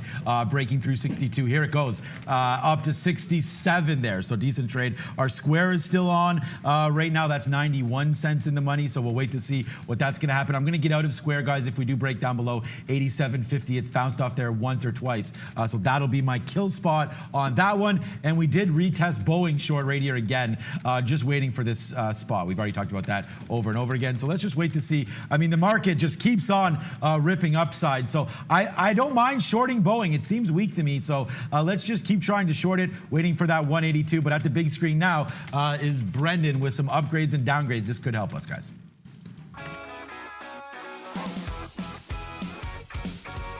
Yeah, a few more names to look at. Some interesting moves once again, guys, on the upgrades and downgrades board. Upgrades here, downgrades over there. If you're joining us for the first time, hit like, hit subscribe. Next stop, 50,000 subscribers, guys.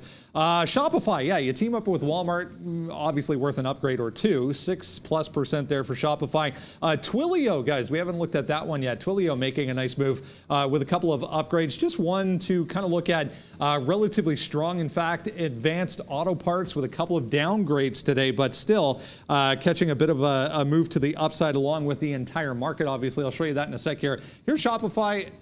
Disregard that. That was just a drawing tool. Back above 790 here for Shopify in New York, still holding right at day highs. Again, teaming up with Walmart, couple of upgrades, so relative strength for Shopify. Here's Advanced Auto Parts. Yeah, we opened all the way down here, 129, straight higher to 135.5. Now we're basically where we closed on Friday. Might be due for a pullback, but AAP downgraded, even with the downgrade, though, relatively strong. Guys, back over to you.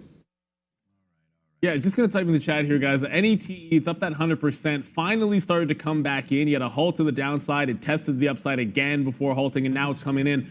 just going to make sure we get some locates on this one to be able to go short. Not a name that I was looking for any kind of a breakout to the long side. But if it holds 1150, I'm going to be shorting this one in front of that price once we confirm that we got them. I want to quickly review the positions that we have on right now. 2 of them are exactly the same as earlier. Still long Peloton, 49.95. We did get a bit of a dip buy. It's holding up rather nicely, so I'm going to continue to hold this one to the long side after our blow-up trade off the open there. XSPA, we're still short at 525, and that's in the money. I did add BBI, so we just got into that one a little bit recently. I don't know if the position board got on there, but hopefully next time I'll get it up for you guys. We just verbally went through it, so I won't do it again. I did add BBI one more time. We had a pre-market short on this in the 280s. We were now short at 230 even. 250 I liked on a pullback. We missed that one. But we're going to see if we can't work out of some shares in front of the low. On a 2 even break, I'd like to be getting some out in front and then adding to it on a break of 2 even. $1.25 is where we were on Friday. If it got there, fair enough. But I'm going to stay net short in this one. And as long as it's below 250, you'll see me short in BBI. Yeah, and Boeing right now, moving around, we average into that trade. But here comes Nikola. So bang that one out. We got Nikola long here, guys. Quick scalp, $62 in, out 63. Now we got 63.50 on the board. So yes, Nikola Motors here, guys. Let's get revved up a bit here and see what they can do. No product, no problem. 63, 64, keeps going to the top side. You see, here comes 64. This is a $2 winner, so we got this one on for you. Banging that one out. We also got Square right now. This is a decent long, 86.80. We're up to 88 and change. So a couple nice winners here. As there goes Nikola, 64. 65. Where do we put our bid out? This is a $3 winner. Here we go. Explode the money. Finally up to $65. We are long right now, 62.14. That's Nikola Motors. We'll take some off here, though, I guess. We're now breaking through the high of the day. This has been some bunched up areas here. So 65 and change. Let's take some out here for a nice little $3 winner on Nikola, guys. Absolutely. Haven't hit this one yet, but I'm gonna go with the cash cow. That's been, like, BBI has been great, and certainly just got some shares out again for a 20-cent win on that $2 name. But the cash cow has been Peloton so far, and I just want to show you what we're working with here, because we got the reload sort of in front of support at 49.70, I should say. If it breaks down, maybe 49.60, 49.50, this area, you can always take the rest of your shares out with a blowout win off that opening, that pre-market range break to the upside. And if it can't break 50-50, fair enough. Certainly I think if it does stop us out here, the next thing I'll be looking for is a breakout trade through that 50-50 area. So I'll probably take some profit out once again in front of 50-50. And then add to my position through 50-50 as well if we get a breakout trade. If it holds this range for the next hour, I want to make sure we can get in and out for some profit and then be exposed to a breakout long while, sort of staying away from one of these gap retracements through VWAP, guys. I don't want to be involved in that. And we're not going to throw away the profit we have from the morning, guys. So a tighter stop in here if it does want to come pull back in, and then we'll get back in whether it wants to pull all the way to 48.20. Or so I'd get back in that way, or 50-50 break in the middle. Not going to be touching Peloton. It's already been so good to the long side for us. That BBI, as I did mention, we already took some shares off near the bottom. The bottom here was 209, got 211s out. I'll be getting back in short in the 230 range. I'll be all out if it ever broke 250. Otherwise, just playing this trend by shorting the pops and then getting out in front of support at 2 even break. I'll take that break out to the downside as well. Brendan, what do you got? Guys, that crazy JFIN from last week, another Chinese related company here. $5 was support, finally starting to hold below $5 here, looking like it might want to test lower as well. Guys. Not this thing again. You know what? I want to quickly throw this one up for you guys because if you're new here, we do have a few things we like to get to. Today, we are at 11:50 going to be dropping one of our educational videos. It is going to be on our Market Wisdom channel. It's on short sale restriction. A few stocks that we are trading today are going to fall into that category. So if you're unfamiliar with it, make sure you tune in. We have a wealth of knowledge and wealth of videos that we like to put out there. And on top of that, if there's a video you want us to do or a clarification, you can ask questions in the comment section or just drop a comment to us and let us know what it is that you would like us to do next. We have a big time lineup of these videos coming out this week, so we're always trying to be bigger and better for you guys. We don't know what you want if you don't tell us, so drop us a comment and let us know what you like. Yeah, we're waiting for Nikola to take out the top here again, 64.70 or so. If we can break through 64.50, maybe we get something around there. So maybe we'll wait at 50s. I don't know. I don't think there's any real key levels here at all on this name, but we are waiting back upside here. If we can break through the high of the day, we'll see what Nikola wants to do here. But we still are going, you know what, maybe we'll just cancel it. We'll cancel that. We do have this one now, $2 in the money. We keep talking about that. We're long at 62. It's 64.30, so 230 in the money right now. And here it goes to the top side, even going higher and higher is Nikola to the top side. So we'll wait to see, man. We're at day's high. We do have this one on. So nice little trade here. This is a 1 minute chart. Anybody wondering? We now have to move this because it's breaking through. 64.85. Nice little win. $3+ now on that one.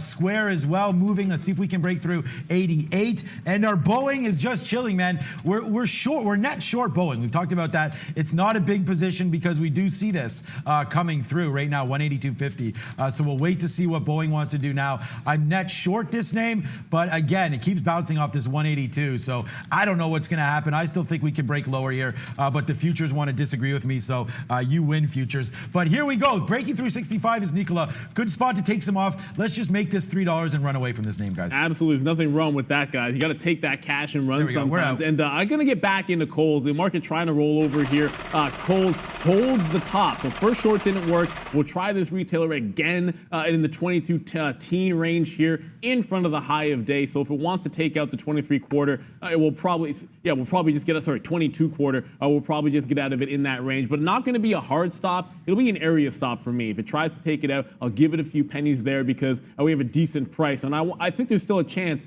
if this market rolls over, we should be retesting the lows at some point in the afternoon. And I wanted to be net short overall in one of these retail names. I think Kohl's might fit the bill here. Just if it can hold that little bottom, or top, sorry.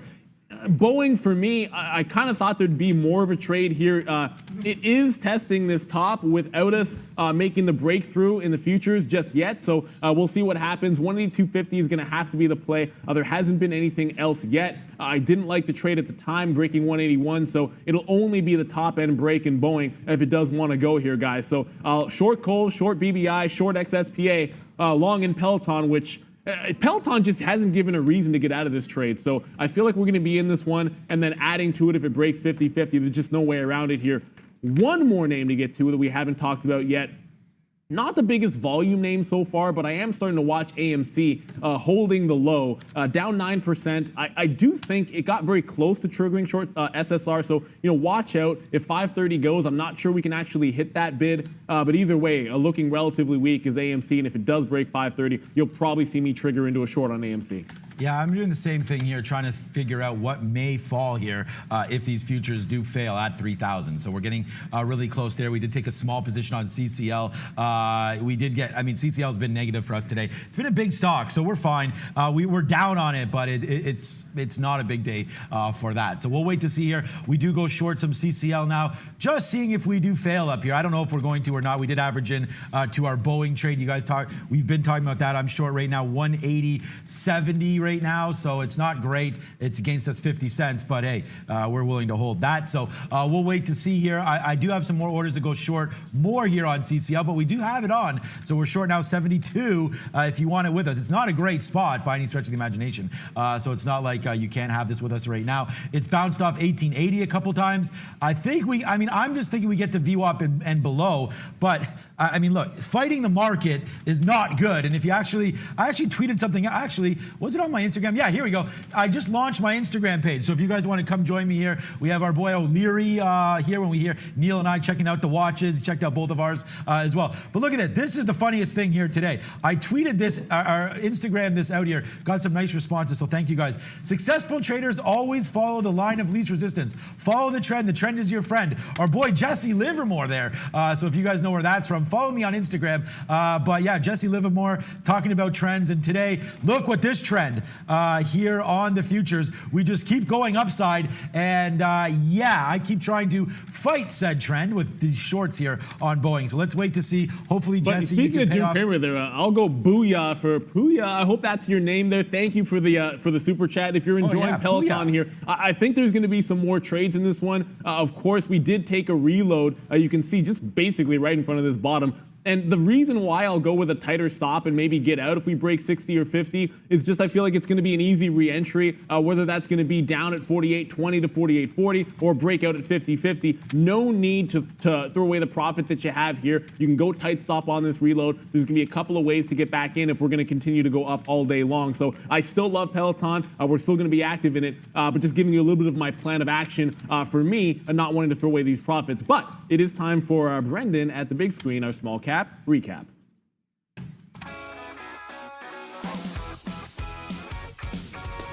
Lots to look at once again this morning, guys, as far as small caps are concerned. Want to start with this one, BBI. We mentioned it in the pre-market. It doesn't get much easier than that if you're looking at the short side of things as far as small caps are concerned. This one out over the weekend with positive data on a skin treatment that they are working on.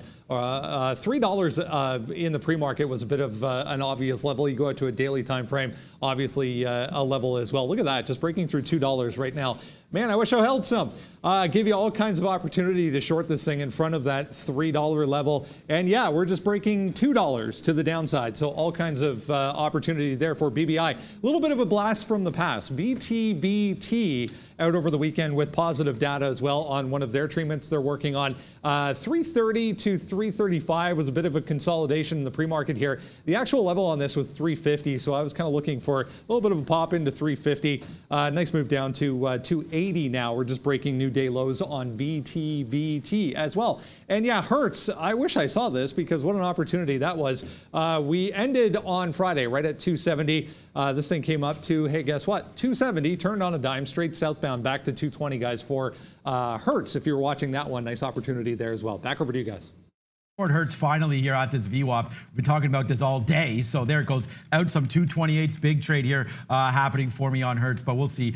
Now it's just bouncing right back to the upside there. Okay, we did cash in. So finally, yes, Rick the cowbell in a little bit here for Boeing. We did average into some shorts there. It does break through VWAP, so we get more and then we get out a little bit on that VWAP break.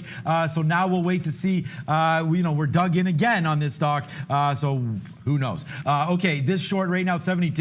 Out some 63s. That's been the bottom here on CCL. Let's wait to see if we take that out. Looks like, Neil, we may have failed that 3,000. So our dream may be coming true now. Square is about to come out. It should be out right now, breaking through 87.50. So that's going to come out. And there it is, a nice little chicken dinner winner for you on Square. $1 win on that one. Let's wait to see now what Boeing does to the downside. We finally break. We did take some out. So right now we're short 180 again. But these are some nice trades up here. I saw what you tweeted out at me there. I forget who it was, but he was going to get revenge there on Boeing. So let's see if we can get it now. But there's no revenge unless this market continues to fall, guys. Yeah, and sort of along those veins, I am going to get some out of a KSS in front of VWAP, but that looks like it's finally heading to the downside for us. I have 3 shorts on coal, BBI, and XSPA, so we'll slap shot that one, but that's also for you all out nerdy. Of course, we had a fun time with you on the show here, but hockey could be coming back, and coal's is probably not coming back, at least in the short term here, with the market coming down. So we got 3 shorts on, taking profit out in front of VWAP on coals so that I can short some more on a pop. The high of day is going to be my area stop. Brendan, what do you got? I showed you this one, guys, catching an upgrade today. Twilio having a problem here at 202. Tested it a couple of times. Looks like it's going to fail back to the downside. Watch 200 was a bit of a pivot as well for Twilio, but still very, very strong on the day, guys. Damn it, Twilio. Yeah, that's one of my big stocks there from the IPO, making me happy. But I sold that at 190, so bye-bye, Twilio. Yeah, we'll go to the upside on that one. Square, let's see what it is doing there. We get out there at 50, so that's a nice win. Let's just talk about what we have on. How about that? Where's my onboard? Here we go. Let's update this, guys, and we'll flash it over. Lucas there. Thank you, my friend. Okay, here we go. Boeing short.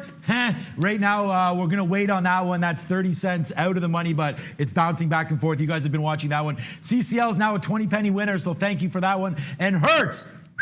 Downside, we've been waiting for this one all day, so let's keep that going and just wait to see if we can make some money back. Not money back, we've only traded one time now on Hertz, back down to 228. Big position for me here at 235, so we'll wait to see what that does. We did take some out because it was a VWAP break. I don't necessarily think that means that we could just continue to tank down. It's not really a key level, it's just a momentum break there. So I like to get out some near 25 there. So we'll put some bids around where we are right now, get some out around that quarter spot, and then to be honest with you guys, wait for this to break down here near $2 if we can get lucky enough. But let's get some out right now. What up, B? Cloudflare, guys, 8.5% for net on the New York Exchange here. Just broke 31 on a decent volume spike there. It was, I believe, Evercore with an upgrade and price target increase to 35 on Cloudflare, guys. Yeah, definitely going to be worth a look there. But I'm actually looking at this HGSH, and we didn't have low case to be able to short this one. It did try to make a bit of a move to the upside off of the open before halting and then sort of coming back in after initially trying to test through $2. If you're looking for a potential secondary breakout trade in this, it could be through about $1.50. So I'm going to be watching this one, and it's not one of those where I'm going to force the long just because it's the only way I can go. But if it does make any kind of a bottom, I think there's an opportunity. Sometimes it'll be an afternoon type of play as opposed to something you might see on the show. But now watching 150 through to 175 would be the first level on HGSH. I do want to get back over to our friend JFin here. This was an interesting stock, at least to say the least, last week. A little bit more stable today, and I like the fact that it's holding down below this $5 mark.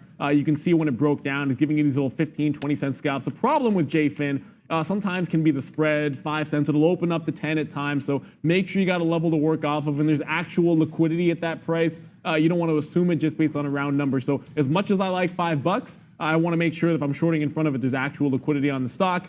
I can tell you BBI, we're still short at 230, and we're going to be adding on a 2 even break, which could happen any second now, guys. So as is my custom, I should be getting out in front of 2 even, catch that 15% win here, and then look to re-enter the trade on a 2 even break. But it's a good one. It's been a short all morning long for me at 280, and then we got out in front of 2 quarters. We got back in at 230. We'll get out in front of 2 even. We'll take 2 even on a break, or we'll short a pop into 250. Either one of those things, we'll stay net short in BBI as long as it wants to go. Okay, yeah, good look there. And guess what, guys? Bang! Finally, slap shot. I think Neil's been hitting the slap shot. We have slap shots, swishes, home runs, whatever you want. But finally, we seek revenge, and we get it, finally. So now, Boeing, short all the way up here. Be patient, rewarded. We just got out 179.25 on that one. So now we're bucks in the money right now as it continues to go down. Boeing, we finally get rewarded a little bit here. So we have about half of our position left on. I still think we can take out, this is just what's got me on tilt here, this 176, but we just continue to short. No longs for me in Boeing today. Let's see if we can't get back to this area. 177, maybe 178 in change. We'll put a bid. Here it comes crashing down. So let's wait for this one. 178 and change here on Boeing to get us back to where we need to be. What up, B? Another pipeline company here, guys, just breaking out, in fact, right as we speak. Look at this volume coming in as we break day highs on ETRN. They announced a little natural gas company, or natural gas pipeline company, announcing they're going to shelve one of their projects until possibly early next year, even late next year, depending on how conditions improve. So popping up on that news this morning, guys, ETRN. And just having a look at coals here, taking out this little 2175 level. At this point, I'm thinking about adding to it on any kind of a pullback. It was going to be at 22.15 or so. It might actually have to be closer to VWAP. So if it pops back into 80-85 range, that's probably where we're going to have to add to our position. As of course we get that reversal off of 3,000. I think 29.99 and maybe a quarter we got to there. Have to check how close we got on the ES. But if it pops back to 85 in colds, we'll be shorting again. Adding to our position here. I won't slide my stop too far, but we can't use the high of day anymore for this position if we're adding at 21.80. We'll probably look at 22.05 as an out if we short more around VWAP. So still short in XSPA, still short in coals, and I will be adding to this one on any kind of a pop here. Otherwise, let's see if we can't test low a day. We want to be short retail. We got coals on board. Yep, good look there, guys. We are short everything, guys. And what did I tell you about CCL? Lower your headphones if you need to, but we've punched that one in the face right there. CCL, we gave you this one. We gave it to you against us here, 1871. Look where we're at right now, 1839. We just took some out there ahead of 35. So nice little win right there now on CCL. We are short everything right now. So let's just go back over here and quickly call up our board just to let you guys know what we have. We are going to get our positions better for you. We did finally take JPM short, small starter position. We'll see if that one wants to break. JPM short, Hertz short, CCL short. Boeing short. So let's just wait to see. It seems like it's too mac and cheesy sometimes when they start to go for you, but you do have to take off some of your winners. So that's a very important stage here. Boeing does go all the way down 178.75 there. So that was like a $2 winner, and we didn't take it. So pie and face there. Let's wait to see if that comes back down. 178.69. We'll look to get some out there on Boeing. We are going to regroup on JPM. I thought I put an order to get short at 12s there. Yes. Oh, no, that was 96.12. Oh, that was a keystroke error. So we'll get some more short here and wait to see if it takes off the top. I do like JP Morgan. I think banks are in trouble in this environment, but it's not really going down here off this market move. So we may once again be trading a little bit of a strong stock here. Not sure why it's strong, but JP Morgan right now looking decent. We're not going to get out of this one until it breaks at least above 97.40 right here, and we're getting close to that right now. Brendan again, what's up? Back to flat, guys, for Facebook. Had a nice little run there from 226 up to 230, but right back to Friday's levels here from the close. They announced the winners. They had a $1 million contest for anyone that could come up with an AI that could spot deep fake videos. Apparently the winner guys scored a 65% accuracy rate, so obviously not very good when it comes to spotting deep fake videos, but they announced the winners for that contest over the weekend, guys. That sounds pretty good odds, though. I think 68%. Zero.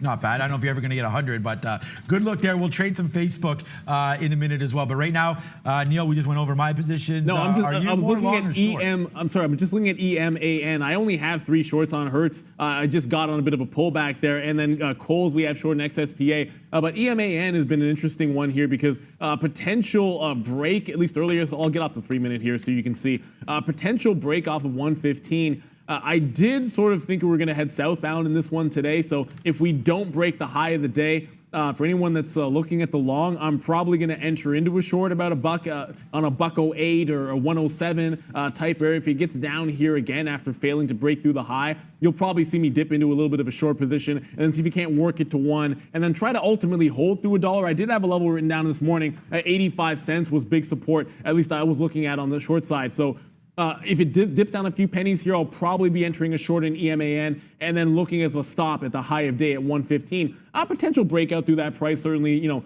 if I'm looking at it for a short and that's going to be my stop, not a bad place to reverse to the long side. I don't think for those of you that are bullish on EMAN, just got to make sure we have the locates to be able to go short this time. Yeah, exactly. We've been burned on that one before, too. We're going to get out some CCL with not finding locates right there. So, yeah, make sure you get that before you get it. 1839, bang. Nice little out on CCL as it does come back in for us. Good trade there for sure. Our Hertz, yeah, Neil just reloaded, so we don't want to talk about that one too much. We still have the short up here, 35 off this VWAP break. Let's just see if it breaks it again. Okay, JP Morgan now. To the upside, you know, as soon as we get in, of course, the market starts to reverse. So we'll wait to see here as JP Morgan just heading northbound on us. Small position, like we said. So there it goes. Breaks through 97.50. I do like a failed break on this. So let's just wait to see if it does come back down. We'll hit a short again here through 97.25. It looks like it may have failed there as the future's coming back down. So let's take another short on JPM 97.25. If it does break, we'll put on some real shares now. Futures just wicked us out there, guys.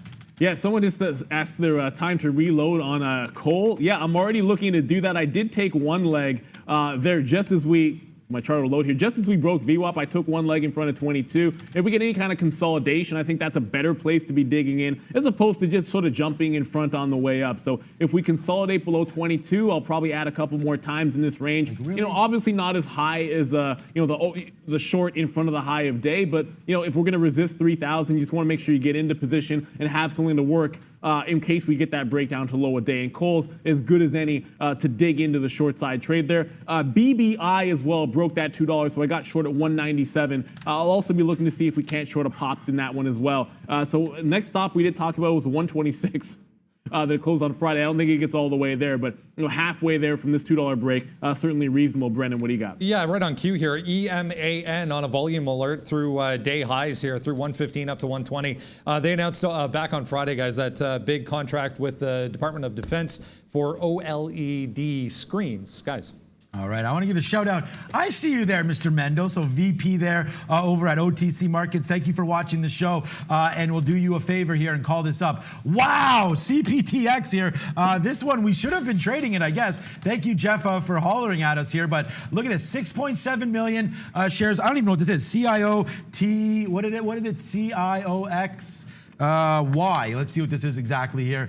It is Celio. Okay. Don't know anything about this, but it doesn't matter. Yeah, it doesn't matter. 6.7 million. Good call, Neil. On this one, up to 225, and then coming right back in. You probably need to get some shorts on here, but we'll shout out to Jeffrey right now. Jeff Mendel, OTC Markets, big fan of the show and big friend here as well. And once we get all organized and we start having some of our guests back on, Jeff will be one of those guys. So right now, nice little trade here at CIOXY. If you're looking for some home runs every once in a while, here might be one right now. Celios there, Brendan. Yeah, down in Brazil, guys. It's a Brazil company, CIEL3. If you're looking at it down on the BOVESPA, yeah, they're teaming up, it looks like, with Facebook and WhatsApp for some payment processing technology, guys. So big deal for Cielo there, CIEL3 down in Brazil as well, guys.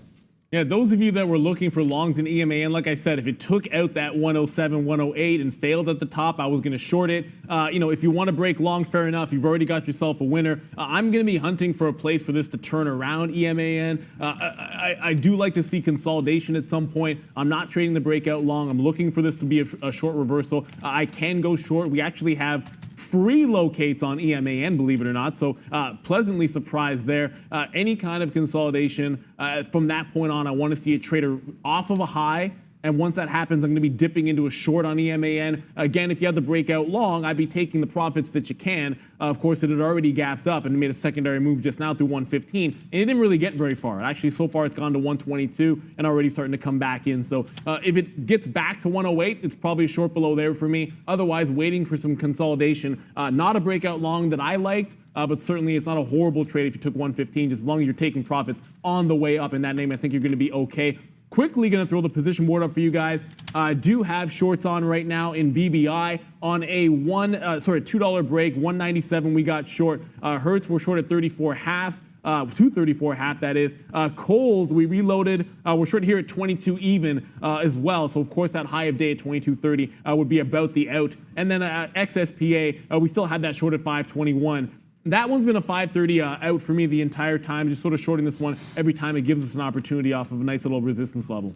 GNUS, we can check back on that. I see there's some talk. Okay, Boeing finally, bang. Nice little trade there. We'll put this stock in the gates of hell as it just wants to keep going downside. I'm still waiting for this 178. We did reload the short here after getting taken out. I don't know, my stops just keep getting triggered today. So we'll wait to see here what happens now. I got to put some orders out so I get filled to reward myself for some of these positions. I keep waiting for the ultimate here and the market just doesn't want to go. So we'll wait down here again. 178 and change on a break here for Boeing. So we're still net short that name and a big trade there. We reload again on JP Morgan. We did take out a little bit. Again, we don't hold through key levels, but here goes JP Morgan. Nice win now to the downside. But okay, let's hope JP Morgan can keep going down. Let's throw it over to Brendan now for Sector Watch, guys.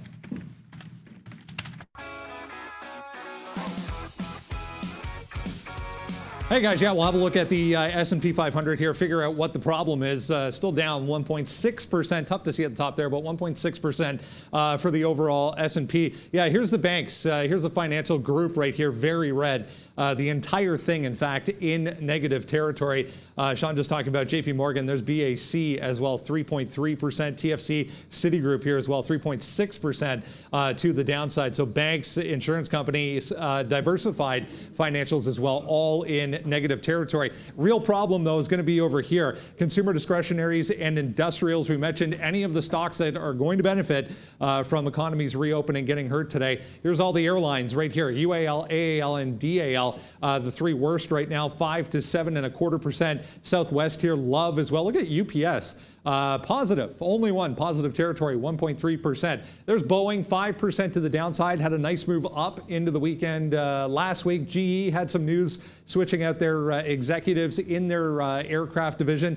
If we come down to the consumer discretionaries, here's all the cruise lines, CCL, RCL, NCLH, 5 to 7%, we'll call it. Some of the casinos names here too. MGM, I noted though, was holding up a little bit better than the rest. And yeah, sure enough, 2.4% for MGM, 4% for these two, LVS and Wynn. Retailers also in trouble today. Pick one. It's going to be in negative territory outside of DG there, 1.3% to the upside. Way over in the corner here, I wanted to mention communication stocks in positive territory. EA, Viacom, there was Take-Two, yeah, TTWO, 1.6% to the upside. So anything has to do with communication stocks positive, everything else pretty weak. 1.5%. I did it again, guys. Every time I talk about it, it goes up. Back over to you.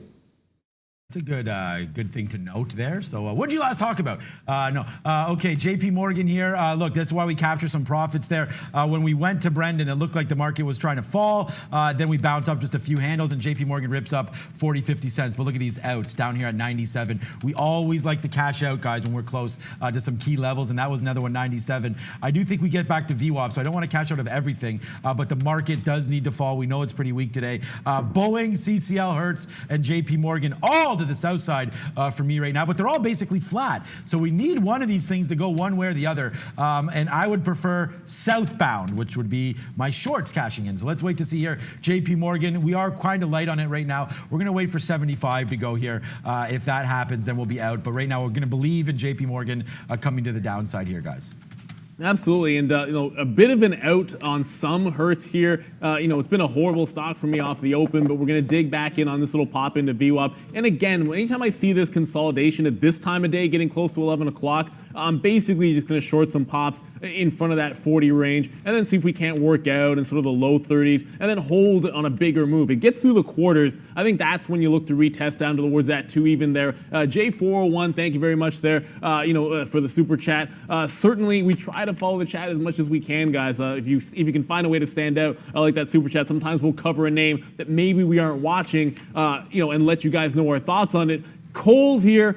Again, like I keep saying, I'm going to be loaded into this one, and if it takes out the top, you're going to see me cry that one away. Not really, but sort of figuratively speaking here. Our first short, no bueno on Coles. Our second short, okay, as it broke VWAP, and I got greedy, thinking we were going to roll over through 21 and 3 quarters here. And if it did, it would have been a home run trade. Thankfully, I didn't add on the breakdown. I was only looking to add on the pops.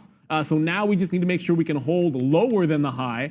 If that happens, yeah, we're going to dig back in on some more shares through 22 even. Again, it's always going to be with the high of day as my stop there, guys, but not a hard stop. The high of the day is 20 through 22, more of an area stop for me. Brendan, what do you got? A little bit of deal-making news, guys. WUBA, W-U-B-A in New York, up 10% here. Consortium investors taking this name private. $56 cash deal here.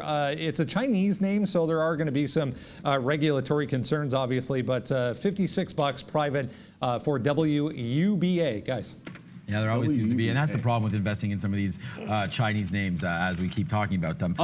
Sorry, I want to jump in because a lot of people have mentioned this NETE, and there's, look, on any other circumstance here, except for the fact that we don't have locates on NETE, I'd be shorting through 875 on a break here. It does look like it's got tremendous potential. Even a pop into the $11 range looks like it may be good for a short through there. As far as breakout longs, it'd be hard for me to jump into this one unless it actually took out 1250. Just sort of going past the last halt level is probably going to be the only way that I'd be secure in a long position in one of these guys. So unfortunately, I can't short 875. I'd be thinking about a short in front of about 1150 to 12, and the only long I'd be watching is a 1250 break on NETE. So if you're involved in that name, those are just my thoughts on it. I'll keep checking for locates, and if we get them, you might see it trigger short side for me on an 875 break. Okay, and JP Morgan, yeah, good look and good look by our viewers there as well. JP Morgan is just blasting up here. Like, we try to go short on some of these names, bouncing off this 3,000, and we thought the banks were pretty weak, which they were, but not anymore. So we're gonna have to wait here for 80 to break through. We talked about 97.75. Yeah, that's a key level there. So we'll wait to see that one. Boeing not really doing anything. I'm pretty much done with Boeing, guys. I mean, it just keeps going up and down down. I take 40-cent winners, take 50-cent losers. It's just not really working out for me. So JP Morgan, we still are into this trade. I do like it here. I mean, we've talked about it. There's some bunching up down here, 97.50. I just thought once we were below these levels that we'd have a win on the south side, but no, the future's now coming to the upside, and it looks like the banks want to take off here. So what was weak now isn't. So we'll wait to see here. The banks keep crawling to this upside here. $98 coming, I guess, soon for JP Morgan, guys. Brennan, what's up? A little bit more on that net, guys. We were mentioning earlier they're teaming up with that Mullen group from California to work on electric vehicles. They have since, this is now 10:43, the time on this, they have since filed with the SEC for what they're calling a reverse triangular merger with Mullen. So more to come on net, obviously, guys. Yeah, obviously. Right. I just sort of mentioned here, guys, I wish I put my entire day short BBI. Even the 2 even break, you shorted at 280, fantastic. You shorted at 230, that's good. You shorted at $2, and you're getting more shallow wins each way down, 70, 80 cents the first time, 30 cents the second time. Starting out here with a 10-cent win, still looking to see if we can't get 30 or 40 or lower. But the market's about to test the top off again. I can't think of a better time to bring you the man I know you're eagerly looking for here. Arun is going to join us to talk a little bit about his levels on the futures. I have a bit of a guess on one of them there, but Arun, if you're with us here, I'd love to hear your thoughts. Yeah, you know, first day on Friday we talked about the contracts changing over. First day where the September contract has full volume back again. I'm back in fully trenched. Figure out what to do here. So I come into the day. When I start to trade at 8 a.m. Eastern time, right? So I figure out what my levels are based on when I go. So 30.10 and 29.25 were the two levels that I saw that I had drawn off. I'm like, if we get near either one, and we catch some sort of buying or selling for the respective level, I would step in and take a trade. And then did a whole lot of nothing. And here we are now towards 29.95. But I noticed on the way up here from the open all the way up, I marked off 29.65 as a level too. So 30.10 on the top end and 29.65 are the two closest levels. And I have a feeling that if we get through 30.10 and we trap out, meaning if we go through, flush some stops and come back under, then we have a real chance of going lower. But this thing is just dragging up. So I'm just waiting for some sort of information that kind of verifies these levels, because at the moment, I'm not getting anything, right? Every time we come down, we may look like we're going to go a little bit lower, like this drop that we had just taken down to 29.80. I thought we can get a little bit lower, catch some buys. No, we bounced right back up 20 points. So at this point, I'm just waiting on those two levels. I'm getting some sort of confirmation so I can make a move. And for me, I haven't made a trade. I mean, sometimes I'm just sitting here waiting for that right setup. And unfortunately, we're about 2 hours into the open, or almost 2 hours, or an hour and a half, actually, almost into the open. And I've got no trades on. And sometimes it's what it is to look for the right setup. And unfortunately, I'm just sitting here waiting. But when the setup is there, I will step in, and I will step in with all my risk. So I'm perfectly okay sitting around just to make sure that my trades are accurate and my levels are right. So that's what I'm doing, and hopefully we can get a trade here soon. That's why I love it, Arun. I mean, it's all about the level of discipline there. Prepare to go from 0 to 60 in basically a blink of an eye. But real quick. We say this to a lot of traders all the time. I know I've said it. I'm sure, Sean, I'm sure you've said it to traders that we've mentored. If you don't have it in your toolbox or within you to maybe sit on your hands on some days, if you don't have a setup, then you're not going to last too long. But if you're equity trading, there are a lot of names on the move here. I've dug fully in now to Cole, so we got the test of the top. I did leave myself some room that if it tried to break the high and then came back in, I could catch some on the way down. So my price is pretty good here. And I think if you structure your entry well enough, I think as it tests the top, I can now put myself in a position where I got 22.10. If it takes off the top here, I'm risking about 20 to 25 cents. That's about the move we have down to VWAP. So if I take some out in front of VWAP and then it gets a bigger move to the downside, even breaking 75, the risk reward is fantastic. It starts at 1-to-1 at VWAP, and then it gets even better with that 21.75 break. So I love the structure here. I'm already sort of 1 for 2 on the name, but I got a short that I think I feel pretty comfortable with right now in Coles from risk reward. So if we take the top off, fair enough, we'll be done. But we wanted to be short in retail, and this is a name that we picked, and I have a structured trade that I kind of like here. Yeah, that's a good name, as well as Macy's here for retail. I'm not into that yet, as it's busted above, and I actually prefer the long right now on Macy's. But again, the market isn't really doing anything, and I think that's what we just talked about there with Arun, talking about what exactly is this market up to right now, and it's kind of just floating. And we don't need to go over the futures again, but it's tough to put on a big position there. So I do agree there with Arun. Tough to put on anything that's worth it right now at these levels. So let's go over to Money Talks at the big board now with Brendan and see what's going on in the world of Forex and crypto and whatnot.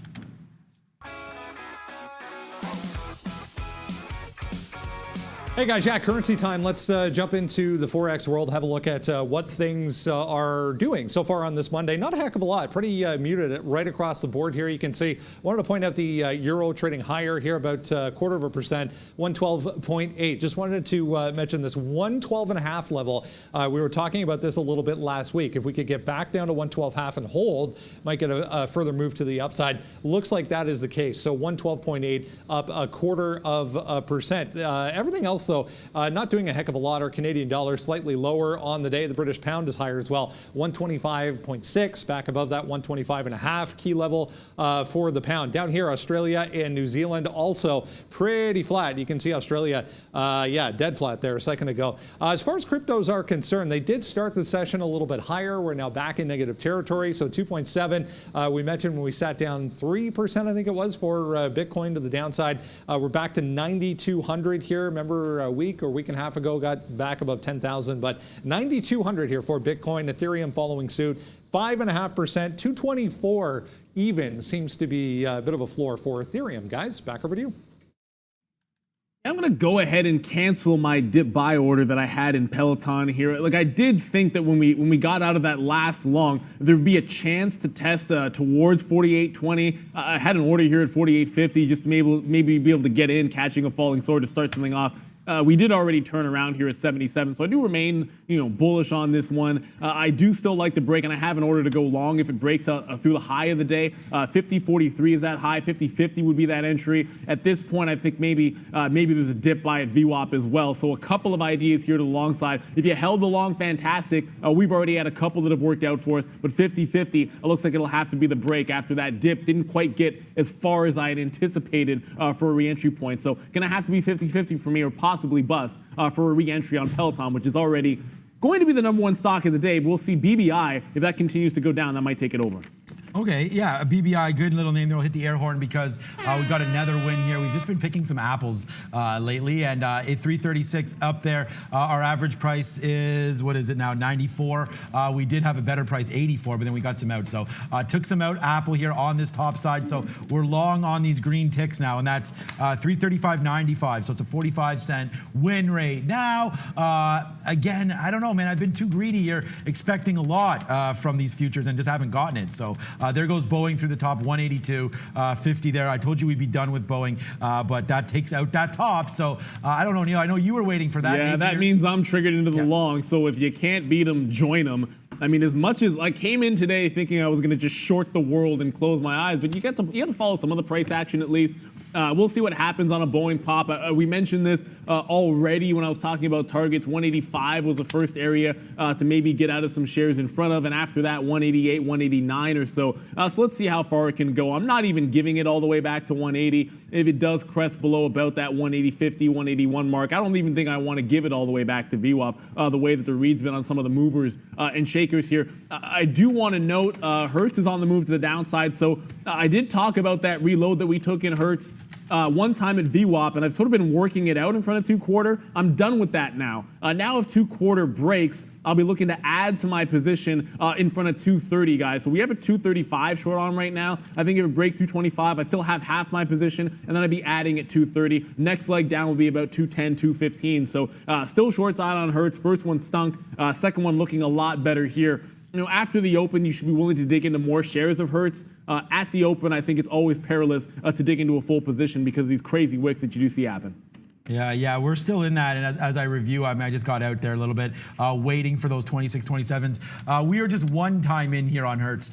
We gave it all the way to 250, and we haven't had to worry about that. So our short is still in right now, and our Apple long is in right now, and that's a banger. So we'll floss that one off as we go. 336.60. We took Apple here, 335. Now it just keeps going to the upside there. So nice little out there on Apple. It breaks through 25, and we get out of a little bit for 40 cents. But now we are 70 cents now in the money here on Apple. Our JP Morgan, we still have a little short on, and that was be right here, 97.85. So you'll see that one bounce around here. JP Morgan right now, yeah, it is what it is. We're going to get out of some of this Apple now and just close this off, capture our 50 cents on this move and move on, because it hasn't been a great day for us to hold some of these longs as the futures bounce around the top here. Let's see if it takes it out or not, but we'll get out again, 336.25 if that breaks on Apple, guys.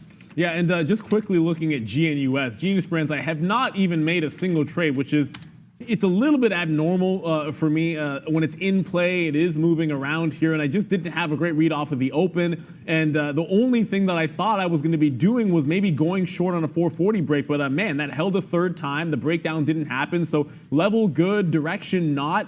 It hasn't been able to get through this opening range top at $5. There was a failed break that came all the way back in. It's creeping back up towards that price, so watch out. Secondary break, I'll probably take it on Genius Brands. It is strong so far, and it's holding this trend. But I'm going to prefer the short here. So I'm probably going to have this one on a 455 or 450 area break. You'd scalp some out in front of 440. I think the big position would be taking it short of that 440 still. I'm going to try my hand at least once if it gets back below VWAP here, but I won't dig in until a 440 break. And I'll probably close my eyes and sort of reluctantly go long if it takes 5 even again. I would prefer to see it break that 440 and then hold on to that all afternoon. 97.90 or so here, 97.85 or so on JP Morgan. So, okay, we'll try to go short again. Oh, we just got flushed out, not flushed out, but a nice little win there on our Apple trade. We just take some baby longs here and just absorb it and then upside. So we did get out on that little flush there. So that was nice. Nice trade there. And if you just add it up, man, I mean, that's like 50 cents and then 40 cents and then another 40 cents. So decent trade there on Apple. We are looking to go short again on JP Morgan, but again, we talked about, it's so funny. Follow me here. If you're just joining now, follow me on Instagram. We post this Jesse Livermore quote about following the trend, and it's at TraderTV Sean, by the way, so you can follow me there as well. And here's my Twitter as well. A bunch of people responding to me today. So again, I have to get to these after the market, but here it is, TraderTV Sean. Let me know, 2,600 would be nice if we can get that to that today. That's decent, but right now, the market is following, so follow me on Twitter and Instagram, posting different content on both. So if you want to follow me there. There goes Hertz. Not there goes, but we did try to break through 25 there before stopping. So let's put an order at 25. We're one in and just getting some out now. So we have 20% of our Hertz trade left, and we'll just rinse and repeat this one if it does break through $2. So one and done here on this name. We'll wait to get JP Morgan short on a breakdown through 97.90, and hopefully that'll trigger us soon. And other than that, man, that's it. Apple short, Hertz short, JPM. Yeah, I have shorts on Kohl's, Hertz, BBI, and just long in Boeing right now. Is it's basically making a valiant effort to hold higher with the market coming back in. It's probably not going to be able to beat the market. I don't think it will. I think that's one of the reasons why I'm going to have a tighter stop down around 181, to be honest with you. So like, if we can hold back above 3,000, I think it's going to be a decent place. But look, you got to be able to step away from some of these sometimes. So I'm going to stay net short overall. Kohl's is holding through that high of the day. I think we're structured pretty well there. We have one long and one short. That being said, overall, the short in Kohl's and retail can allow us to possibly win on both of these trades here, despite having one of the movers be long and one of them be short. But we need to kick it to Brendan, who has something for us. What do you got there, bud? Just checking in on Zoom here, guys. Zoom to the downside after a nice move higher in the morning. 233.20 ended up being the level. You can see we stalled out here on the initial push to the upside. Got all the way up to 238. Consolidated again under 233.20, 233.5. Breaking downside once again, guys, on Zoom. Yeah, that 230 looks pretty interesting for me. And the second I see one of those sort of stay-at-home names, breaking down and looking like a breakdown, I'm immediately going to jump over to Peloton to see what it's doing. It's holding up better. for the time being, but I do want to make sure that there isn't a short opportunity in this one that I am missing. The longer it holds below that 50-50, the more I'm inclined to think there could be a rollover trade, but I'm going to stick with only going long break or long in front of 48.20 for the time being on Peloton. It is time for our European update. I see it's 11 o'clock. Let's go to Valeria at the big screen.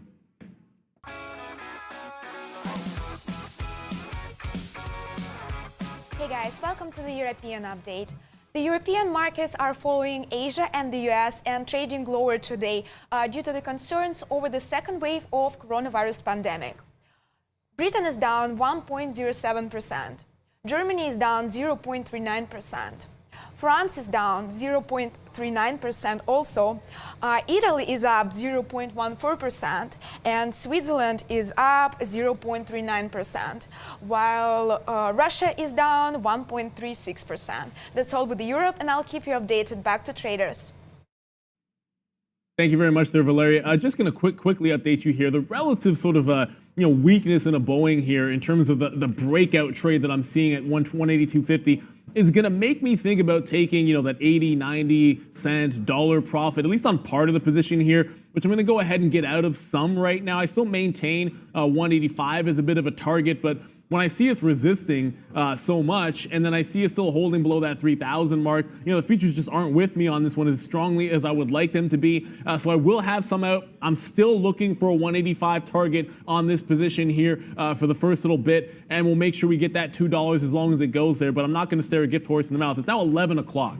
And I'm not going to sit there and watch it go $1 in the money and then back out and not take anything. So if I'm going to go with a tighter stop at 181, there's nothing wrong with taking the dollar winner there on a Boeing. But I can tell you Kohl's just took the top off, and that's one of the reasons why I'm long and short there. So Kohl's, I love that short. It is what it is, but just because you like it doesn't mean it can't fail. Kohl's takes out the high. Shorting the retailers doesn't work out for me today, so we'll stick with the Boeing long. I'm still looking at Moderna as well. Not Moderna, sorry. Check that Peloton. Hasn't given me that other entry that we wanted, but I'm not getting too far away from Peloton. At some point, I'm going to dig back into that name. Yeah, I can't believe our Hertz position there. I guess I thought I put some bids there at 225, but I guess we didn't. Yeah, I want to shout out to Panther B Squad. I see you on there, buddy. What's up, Barrett? I hope you're having a good day there and listening to your mother and being nice to your sister here. And what we can hope for now, I guess, is the futures here to break back. My kid is 8 years old. He wanted to open up a stock trading account, but you need to be 18 here in Canada. So soon to be, my friend, we'll get you all hooked up and you'll be able to join the party and have some fun with us here as well. Okay, Hertz upside. We just took some out there. We'll wait to see. We're three shorts now. Actually, our Apple's out. JP Morgan, we're still waiting on that one as that makes new highs here. And the futures solidly now above 3,000. Wow, what a run up for the futures today. Good for anybody that's long. I was thinking a negative day, but this day does not seem to be the case out of that short there. Let's see what JP Morgan does now as it keeps ripping higher, guys. Yeah, and there goes Boeing, another leg to the upside, guys. So I think we're going to very closely get to that 185 target. I mean, it just turned around at 184.60. I don't want to split too many hairs there. If it tests around 184.50 again, we'll just take the $2 win and sort of run away from it there. I do think there's a secondary breakthrough 185. We did look at a higher time frame here, just looking at that little 3-minute action so that you can see. And this is basically the chop pivot that we're watching through about just above 185. That's why I think it will have a re-entry opportunity.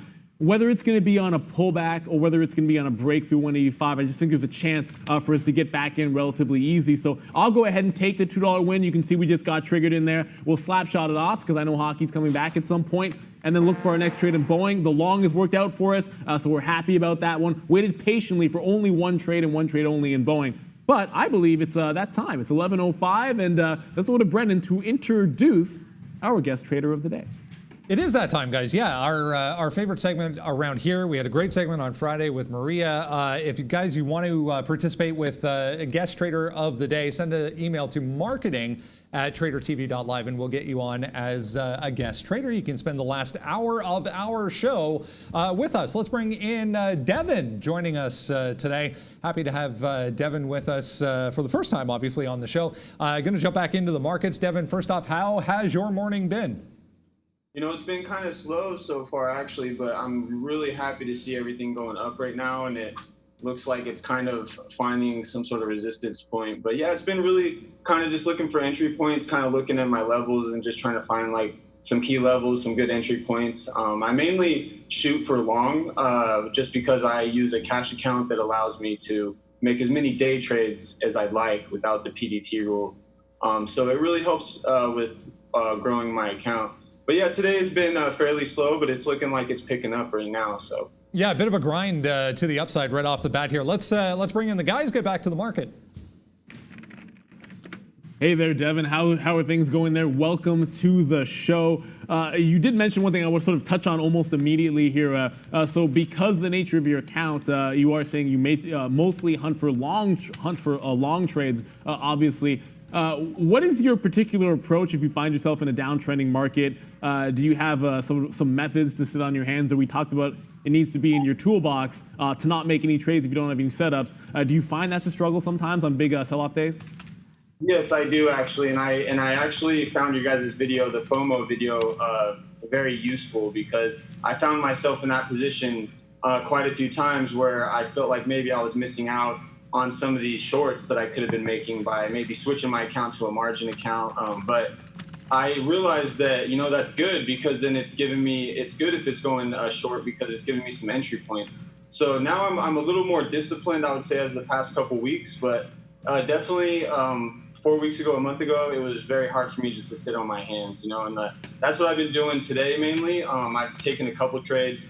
I want to say thank you, Sean, for the Nikola trade. That was an easy $1 for me. Nice. And I've done a 20-cent win on a CCL today, nice. Which I should have held a little longer. But all right, we'll hit the switch there. Yeah, no problem on that Nikola trade. Let's actually check back, Devin, on Nikola right now. We were able to take a nice profit. Okay, yeah, we actually took here, so we went long 62.14 out right there for nice 63. And then our last out, 64. So nice little out on that one. Yeah, Nikola. I love Nikola, and I think for your kind of an account, definitely something to watch because, yeah, you can scalp this thing back and forth. We know that there's a lot of traders interested in this name. So Nikola, obviously on the radar for a lot of traders. Let me check back. You're probably not even able to trade, or maybe you are able to trade on OTC markets, the pink sheets. This may be a good name as well, man. This is Cioxy, C-I-O-X-Y. Watch it, guys. If it breaks through 125, it tried. 9.4 million shares. This is one of those names on the pink sheets that could get going as well here, Neil. Yeah, I'm actually just looking over here at NEO, and it would figure today, Sean, that this is when we're not looking at a NEO on a day like today, and it's making a secondary breakout here through 650. Look, I mean, it's a little frustrating because if you ever see NEO doing this in the morning with this tight of a consolidation, and then basically giving you this failed break through 6 at the open and then not going anywhere. If it does this, it should be breaking this sort of 590 area at the bottom almost every single time. And when it doesn't do that, man, is that bullish on something like a NEO. And whether you get in on the retracement through 6, whether you wait until it takes a top off a couple of pennies later, it literally doesn't matter. It just never looks back. That is one of the better setups for watching a stock like a NEO.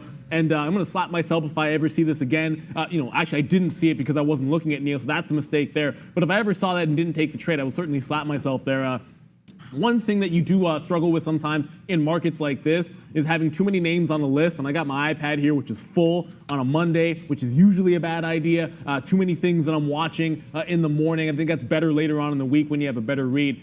Do you, just Devin, just sort of along those lines, do you find there is a time of the week or time of the day where you have your best trades, where you try to trade a little bit more, put more risk on, and back off at other times? I know for us here, a lot of times it's a little bit less risk around lunchtime. It's also having sometimes a better read later on in the week when you have some better levels in some of these stocks. What do you find? Well, you know, recently the market obviously has been kind of weird. So like, I haven't been taking many trades during lunch, but since it's been kind of weird, I've been, you know, maybe taking 1 or 2 if I see an opportunity. But mainly I'm making all my trades 7:30. I tend to try to make an entry point, and by 8:30 I'm trying to exit out of my positions, and you know, and I get into that zone after that. But then, and then after that, I'm just sort of looking for opportunity at that point. Yeah, and I'm just going to say here, guys, I am kidding. I'm not actually hitting myself. We're not sitting here actually crying or yelling. You know, we do have a lot of fun doing the show, but ultimately as a trader, you know you've got to be focused about this. You got to let the losses roll off. You got to let the missed opportunities not bother you too much. But at the same time, you got to make those mental notes. If you miss a trade, you miss a trade. It's got to go in your notes. If you execute incorrectly, you got to let yourself know about that so that you can improve on that in the future there. So, you know, I love having guests on that'll reinforce a lot of the things that we're talking about here, because it just goes to show we're all sort of in the same boat, regardless of where you are in your journey as a trader, and you can always improve. And a guy who helps us do that is our good friend Brendan. Yeah, Devin, we have a little bit of relative weakness coming through in the solar group today. Just found this Jinko Solar, JKS to the downside. They updated their Q2 forecast to the downside, obviously. 10.3%. Guys, that means it is SSR. That means coming up at 11:50 today, brand new educational video on how to trade stocks that are SSR. Guys, stick around for that. Nice. Yeah, it should be a big one. I will definitely be around for that. Yeah, a lot of people like to trade some SSR there for sure. Okay, guys, Apple here. We're short. You guys know that, so we're going to wait to see here what Apple wants to do on a short now through 336. So let's just wait. Sorry, through 337 now. The market may be overheated, but we've been getting killed today just going short. So we'll wait to see. And like I talked about that, it's funny that I started up the Instagram account and we just tweet first right away, post that trend is your friend. Okay, now the market's starting to come back down, so let's just wait to see what does happen. Hertz, Apple, and JP Morgan, the only stocks that we do have short right now. We miss another trade here in Apple, though. We want to get a bit more up here. We only get a little bit, 337.40. We'll wait to see if it breaks down below. I wouldn't mind getting it back into this area, but Apple's been super strong today. Let's watch these futures. I'd love another break. I think we just get out of this. Let's wait to see if we break 3,000. The trend has to break to the downside if this is going to be a profitable trade for us, guys. Yeah, it feels like at some point, you know, Occidental's been so ridiculously strong. At some point, you're going to get a bit of a turnaround. It just tried to get positive on the session. 3 pennies shy of that. So 1850 holds as the top end, at least for now on Oxy. You know, as much as I missed a long opportunity on Occidental today, I'm probably going to take at least a little bit of a shot if we do retrace a little bit here. Just want to make sure oil's going, you know, at least holding or coming back down as well. But 1850 looks like a decent point of contention to the short side. I'm only in 2 positions short. I still have that Hertz at 236. Just missed a reload at 35 there. And I still have that BBI at 197. And I don't want to dig too deeply into too many positions right now. I don't want to fight this market. I was looking for a re-entry into Boeing, so I'm going to get quickly back into that name, over to that name at least. No significant pullback yet, but our out was okay. It did run into resistance just past 185 like we thought might happen. But it's still looking relatively strong here. I thought there'd be a pullback for us. It hasn't happened yet. Brendan, you got something? Yeah, Yandex, guys. Outside of Valeria, everyone's favorite Russian stock around here, moving higher today, 0.5% to the upside. They're going to start their car sharing program in Sochi in Russia, starting at the end of June. Guys. Sochi. Why do I know Sochi? Oh, they had the Olympics there. Yes, absolutely right there. Devin, a quick question for you here. Are you a fan? Are you a big sports fan, or you know, any of the sports that you're missing right now? I'm a big basketball fan. I played basketball as a kid, and you know, I started studying business as I got older, so I kind of quit playing as much. But yeah, growing up, all about basketball, all about watching football and hockey, where I grew up. Oh, so okay. So talk about basketball. Obviously, you know where we're from. Which means we support the best team in the NBA and, of course, the defending champions. Do you have a team? You know, this is kind of different, but I grew up loving the Chicago Bulls. So even though regardless of their wins or losses, it's just a childhood favorite, you know, Michael Jordan and Scottie Pippen, you know, Dennis Rodman and all those, they were just big inspirations for me as a kid. So, yeah, still to this day, I kind of just stuck with the Bulls, you know, and my last really favorite player was Derrick Rose. Like I thought he was really good until he got injured, and that was kind of the last I was keeping up with that. Yeah, what could have been with that guy? But did you just blindly buy Netflix stock when that Jordan thing was so unbelievably successful? You know, sort of speaking of the stay-at-home stocks. I mean, I haven't looked at Netflix today, and usually it's one of those things where if you thought the market was coming down and the opening wasn't going as well, you see Zoom pull back in. I've been looking at Peloton here, but Netflix at 420. which That's great, and I feel I wasn't trading. I just started trading like 3 months ago, but that would have been something that would have struck my mind now for sure if I would have seen that. I did have an unfortunate loss with JNUS. I feel like I was the only one who did lose with JNUS, JUNS. I pretty much just bought in at a wrong entry point. I kind of had the FOMO really bad that day, and I got in at a bad entry point, and it just shot down, and I wasn't able to, still kind of sitting on the stock, waiting for it to recover. But yeah, that's where I'm at with that. But that was definitely a loss.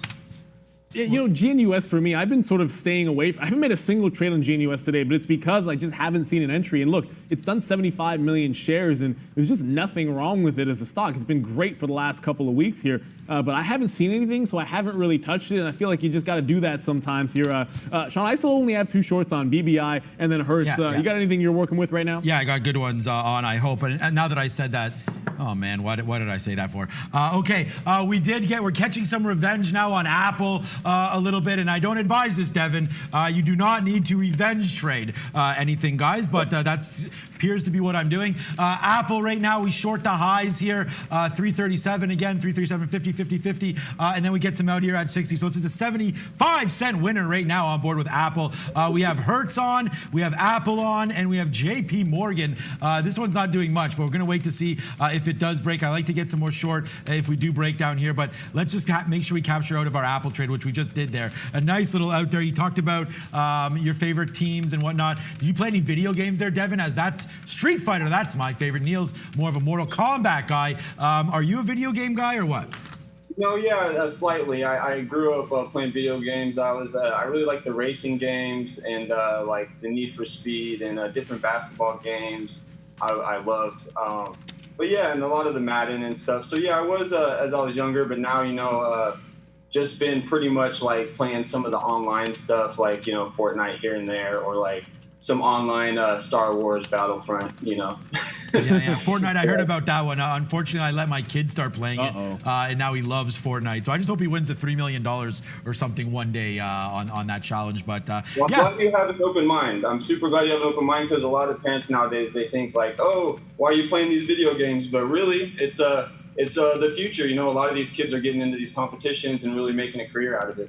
Yeah. Plus, too, like, look, to be perfectly honest, being proficient on the computer is not going to hurt you in the trading game. I'm going to be honest with you about that. A lot of traders certainly fast on the keys because they played a lot of video games while growing up there. I see a question on the chat here. I'm going to quickly answer it because I want to ask you about this as well. Someone asked what a revenge trade was, so I'm going to quickly answer. That's basically any time that you take like a big loss, or it could be any loss. You could just have a bad execution that you didn't like, or a trade that didn't go as to plan, or you could have had a big hit, and then you immediately jump back into the same stock, usually in the same position, back again, trying to make that money back instantly, not because you saw a setup, but because you were angry at the stock, you thought it owed you money. When it comes to revenge trading, have you ever had that problem, Devin? Is it something that you've had to sort of overcome, or is it something you've managed to sort of stay away from?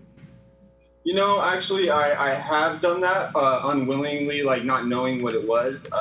But I definitely have had a stock. It was, I believe, CCL. It'd be going, it's all over the place. So when I first started, I traded that and I thought it was never going to go back up, So yeah, and then also with AAL, I've done that where I would buy at a bad entry point. When it goes down, I would just buy some more shares. So on the way back up, I can start selling them, and that kind of helped me make the money back. Was buying shares at a lower rate, and then it comes when it rises up, just start to sell them. Yeah, I mean, look, having a structured plan, I think risk-wise allows you to stay away from, because then you're not getting out of positions too early, and you're allowing yourself to stay away from that emotion. I want to get back to EMAN for a quick second here. I told the reasons why I wasn't taking the break through 115 of that high, usually a pretty solid setup, and I was only going short if it broke back below 108. It did do that. I did sort of miss the breakout there, but I'm sort of all over the offer in front of that price. So we're going to jump into some shorts on EMAN. I think we can give it to that 115 again, working a short down here, and I'll take some off if it goes to $1. If only because I expect some support at the even dollar. But ultimately, I kind of wanted to see this one test 85 cents at some point. So I want to have exposure short If it breaks $1, so I'll probably have at least half my position. Even if it does break $1, I'll take a little profit out and keep the rest for a bigger ride here on EMAN. I wanted to be short in this name. Finally got the opportunity here. It's only 11:20, and I finally got a short in EMAN. Yeah, exactly. We're getting out of some Apple now as well. Yeah, revenge trading. Yeah, exactly what Neil said there. It's just when you sort of think that you're so kind of mad at a stock for what you've lost, and you go back in to try to seek revenge. Yeah, so I'm not really that mad at Apple. I mean, Apple's actually been fine for me today. It's just I was trying to seek revenge on this market more, trying to pick some tops. So it was nice to see that drop back down. So we captured out of our Apple trade, and now we're only in 20%. So we're not going to keep fighting this trend. You can see here with the futures, guys, higher lows. This was a low there, and that was kind of the same. Now you get a higher low again here. You can see it tried to change its trend here, but then bang, took this top off, and that was a key area there, 29.90. So make sure we're getting close to June, the 3rd Friday, so you're going to get a rebalance this Friday. So watch out for some more volume there. And if you are watching the futures, guys, you got to switch over to U20 right now. But here comes Apple to the downside. I'm still looking to get some out back in this little garbage area, 336 and change. We'll put a bid down here, maybe 336 even-ish, maybe in the teens here, see if we can't catch a nice $1.50 winner. Right now, we're 84 cents in the money on this trade. Let's just call up our trades quickly. It's a lot of the same. I'm waiting to get more JP Morgans if we do crack down. You guys know that, but here we go. Apple short, 337.40. That's a 90-cent winner right here. Hertz is 7 pennies in. We've been getting out of that one. I can show the chart, but it's not really doing much. Just getting out around the 25 mark. And then JP Morgan is a 1-cent loser right now, but we are waiting for the levels to break on JP Morgan, and then we'll see about getting back in. But that's what I have on right now. It's all to the short side, and call me a bear today. I don't know, but I just thought the market was going to fall a lot more than it has. Maybe it's starting now. Maybe we'll go back to CCL, but let's look at Apple and JP Morgan for now, guys. Yeah, I want to jump right back to something. I saw a bit of a conversation that happened when we were talking about a risk and sort of averaging up, averaging down, that kind of a thing, and working into a trade. And I just want to say something. I don't generally believe that averaging down is a good idea unless it's part of your risk plan. I'm going to try to give you guys a quick example of what I mean here. I did jump into this short here, EMAN. I wanted to see it break 108 before I thought it was going to be a good short. I had enough selling in it once it got to that point. I talked about 115 as an out. So if I think 108 is a reasonable average price and I'm willing to risk about 7 cents plus slippage there to my stop, so call it 8 or 9 pennies, I think one of the things that I would consider is I'm not going to get all in at one price. I think it's okay for me to take some shares at 6, some at 7, some at 9, some at 11, because my overall plan is to be net short at an average price of 108 or 109 if 115 breaks. And if that's my structure going in, then it's okay to take some at 106 and then some at 109, as long as I have the amount of shares I want at the price I want if it hit my stop. The other way of doing it is saying, oh yeah, I'm just going to randomly get in, and then it goes against me. I'll just take more, I'll take more. But then you exceed the amount of shares when it eventually breaks at 115. So you have twice as many as you counted on because you took too many at the bottom. That's averaging down doesn't make any sense. But if it's part of your risk plan, knowing that you're going to get in multiple steps, and you have the right amount of shares and the price that you wanted and the right stop, that's a totally different ball game than just randomly buying on the way down or randomly selling as it goes against you. So there are ways that you can average down that actually make some sense from a risk standpoint. I hope that's a better clarification. Brendan, what do you got? Guys, we had gold a little bit negative to start the day, but seeing some gold miners popping up here recently in the past little while. This DRD held $11 here for better part of the morning as resistance. We're finally above that. So buy volume coming in on DRD up about 11% already today, guys.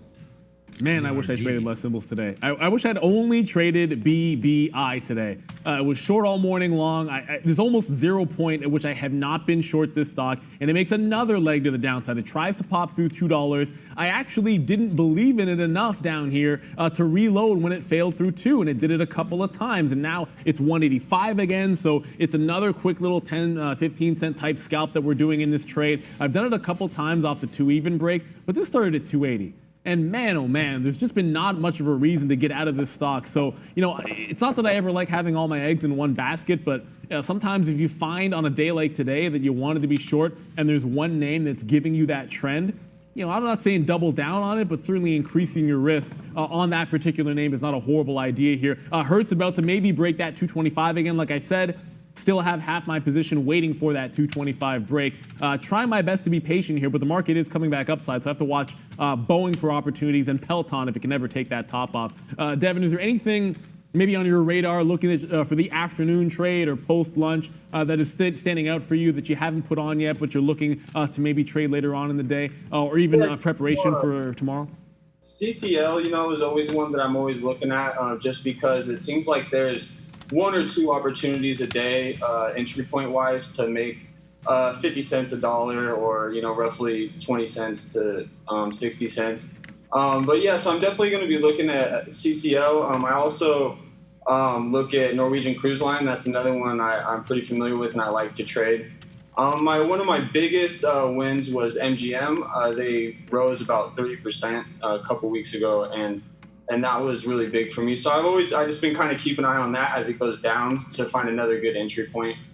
But yeah, so pretty much like the cruise lines and the airlines, I've been keeping an eye on pretty frequently.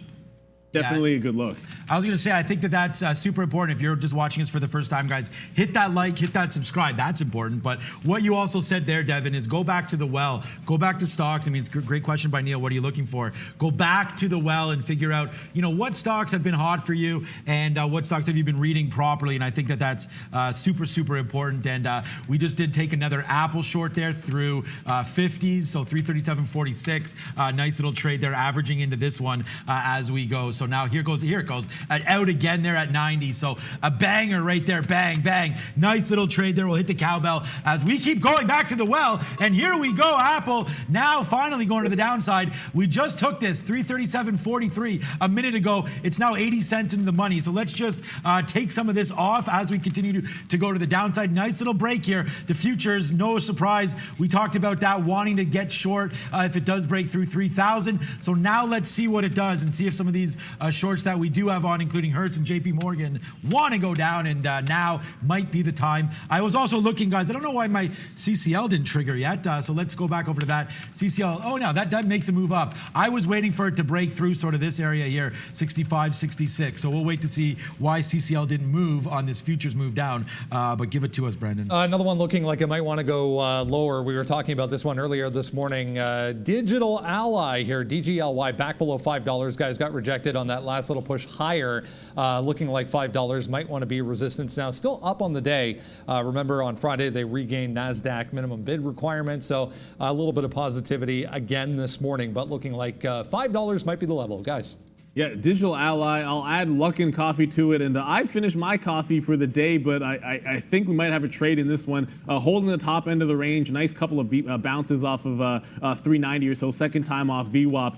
But the high of the day is 417, and it's not, look, I'm not the one painting this on the chart, guys. So if it's going to be a break through 420, it's because that just happens to be a double now, almost triple top there at that price. Not because I'm trying to make 420 a thing. But either way, I'm going to throw an order here to go long if we take the top off in Luckin. It's up 5% today. It's held a lot of strength so far, and I'm not going to be shorting this unless it breaks below that 390 price. Very similar to what I'm looking for in E-Man for the short, where I finally got in. I would have to do the same thing for me in Luckin Coffee. I'm going to quickly put the position board on so you guys can see the three shorts that I have right now. There hasn't been a break on the upside of Peloton, so I'm not back into that one.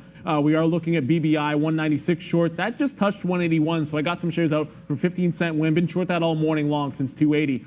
Short E-Man at 106 half. I'm trying to add more at 9. Didn't actually get those shares in there. We'll see if we can't get more. And 236 half short on Hertz here. That's at 224. After breaking 225, it's been slowly trying to move lower. I'll get some out in front of 220. I'll get some out in the teens. Ultimately, still going to look for it to move all the way down to $2. If people want to buy it, that's up to them. I'm just staying away from the longs. Maybe there's scalp long opportunities, but I'm not holding longs in Hertz. I just can't bring myself to do it. When it comes to bias here, obviously, Devin, you've talked about only hunting longs due to the nature of your account. But do you ever find that you get a bias in a stock in a general sense, and it either gets you into trouble or is a good thing for you? What's your take on having a bias? You'll hear Sean or I obviously a lot of times say, in this particular stock, we're only looking long today or short. Do you stay away from that and only play price action, or is bias a part of your game plan? You know, it kind of sometimes is probably subconsciously, and I tend to trade only with stocks I believe in, or in that situation, and I feel like that kind of helps me. So yeah, I kind of do use that, but then I also use a lot of the news and the moving averages and the indicators and stuff. But yeah, mainly it's I analyze the graphs, and that's where I really take my key points and where I'm going to find my entries. But yeah, it's like I kind of take it all into consideration though, and I am sometimes biased on certain stocks compared to others. So yeah, like when it comes to like say Tesla and other big name companies that might be doing the same thing, I might end up just really sticking with the Tesla type company or something. So I'm gonna go make a quick little suggestion for you, because every time I hear you think, I keep thinking one thing over and over again. We suggest to traders a lot of times, if you find a trader that has a similar style to you that you can learn from, it's something that you might want to engage in.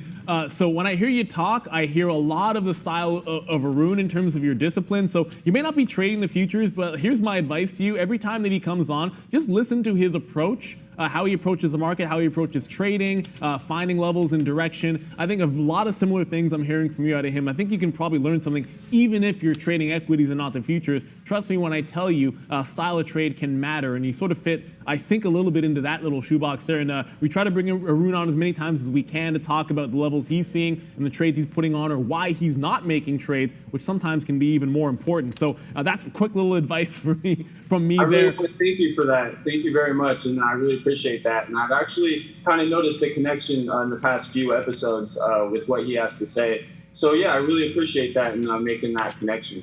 No, I mean, that's what we're trying to do here. We love this community, and it's not like I'm not going to sit here and pretend that I have every single answer in the world. We have a bunch of traders, usually even on the floor. Kevin's on the chat here.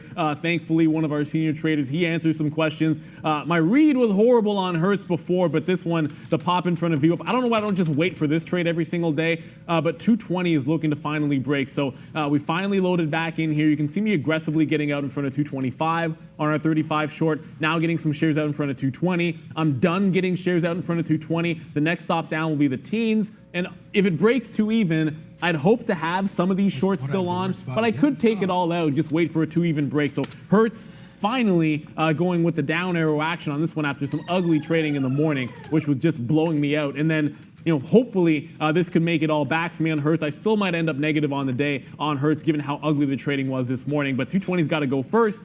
And then after that, Sky will hopefully fall in a couple of these names here, because I don't even know what to say about BBI. I didn't think initially it would get all the way back to 126, but I could eat my words here, as now it's below 180. I'm still short 196. I've been shorting pops, I've been shorting breakdowns, and I'm just staying net short all day long on this one until it proves me otherwise. And even EMAN, which I did not get more shares at 109, unfortunately, that's starting to head southbound. I'm holding that one until a 1 even break, short here at 106.5.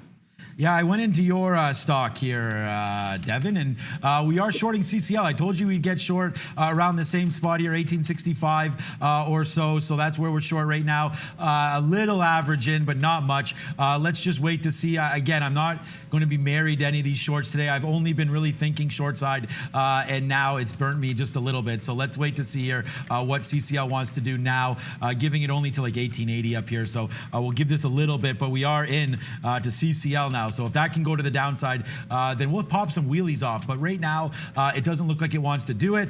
Futures, again, they just start getting exciting here, breaking through 3,000 again before joining the run back to the upside. So CCL, we are short 66 right now. We still got some Apple short. We've got Hertz. Hertz is, again, a big trade, one in, and we just cooked some out at 20. But yeah, Neil's right.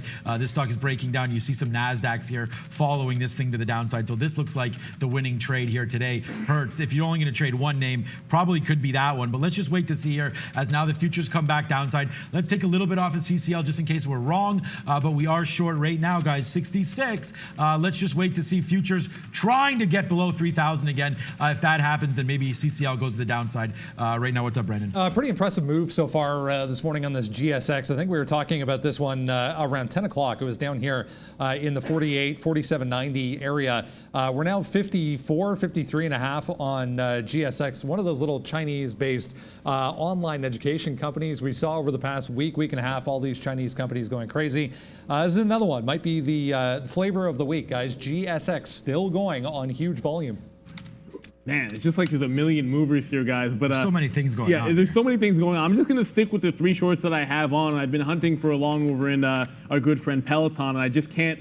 I can't bring myself to find anything on the break outside of it breaking the high. Every time it dips down here, it's not low enough for where I want support. So unfortunately, I'm not buying these dips, and it's hard to be bullish on a name and not get this 49.50 and be able to scout these 50, 60 cent wins on here. But I'm going to stick to my guns. I either wanted to be long on a pullback in front of 48.20, or I wanted to be long on a break, and I wanted to stay away from the middle and not throw away the profit that I have in this one. So, it's one of those where you fight yourself to sit on your hands because I don't have a lot of bullish names here. And at the market, if we hold above 3,000, it's not like I have a million places where I wanted to go long today. Peloton's going to be one of them. I might look back at Boeing as well. I'm just not going to force any trades here. So we have a couple of things we like to the long side. I'm going to stay net short, at least for the time being, and what has shown weakness to me. EMAN hasn't given me the re-entry on that 0809, but I'm going to sit patiently waiting for that one.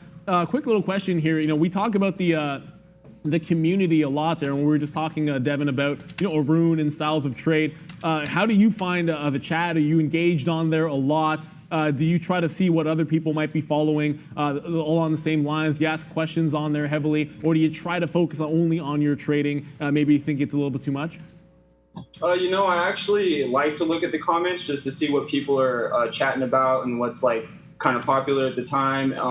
That's kind of like how I will go first, just kind of look at a stock sometimes if I do see something popping up a lot in a timeline or a chat. Yeah, I am very active in you guys' chat. I'll put in, if I see something going up or if I see some sort of entry point, I'll always make a comment on that.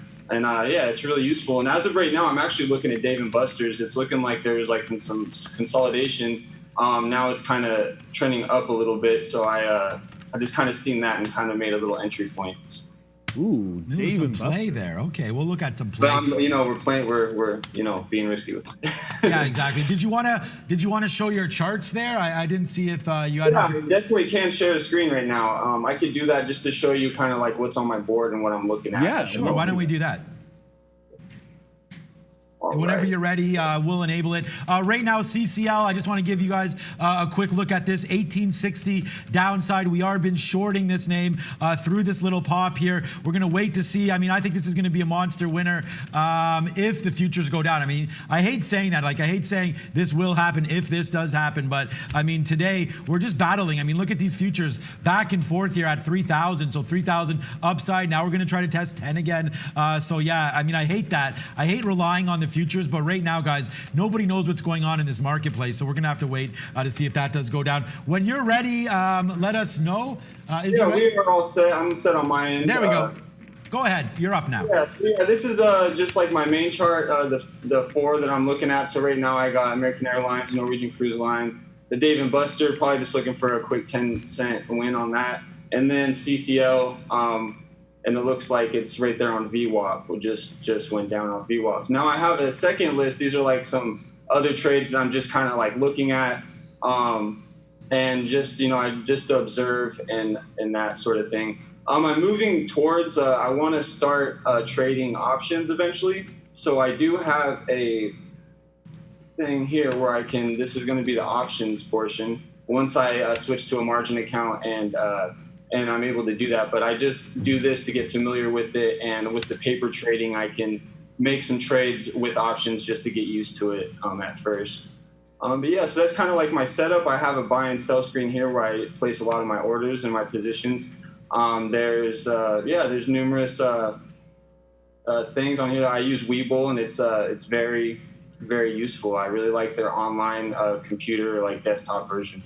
Okay, yeah, that looks great. Yeah, nice little setup there, different time frames. That's exactly what we like to see. So good job on that one, and good job right here. JP Morgan, we hold that one from this short, so we take off a little bit here. That's like a 25-cent hit, short 40. Then we make back almost exactly 25 cents right now. So our JP Morgan trade is cruising for a bruising here in the middle. So we'll wait to see what does happen now, especially if these futures come off. My CCL trade, we've just been getting them out here. We take that out VWAP, nice little 59 there. I'm going to be waiting down here for a little bit more. So let's just wait to see, man. I as I keep saying, I hate being the mercy of the market, but looks like that's exactly what we are right now today. The other trade, CCL, Hertz, we still got that one. That's all the way down here. We'll wait to get more out if it does break. And then JP Morgan is the last one on board. The big shares, though, I'm on this one, Devin, right now. My biggest position is this CCL. We're going to get off if it does come back up above 1875. I love playing those quarters. So we'll take about an 8-penny hit on this one if it does come through. And other than that, we'll wait for a downside break. But that's what I got on board. I love AMD as well. But again, if the market rips, that's when I want to be on AMD. I love this name for a long-term hold here, guys. Here comes CCL back to the downside. I'm going to hit the bullseye here, Devin. Devin, I got to hit the bullseye for you here because you did a little something. You said a little something that I can't ignore.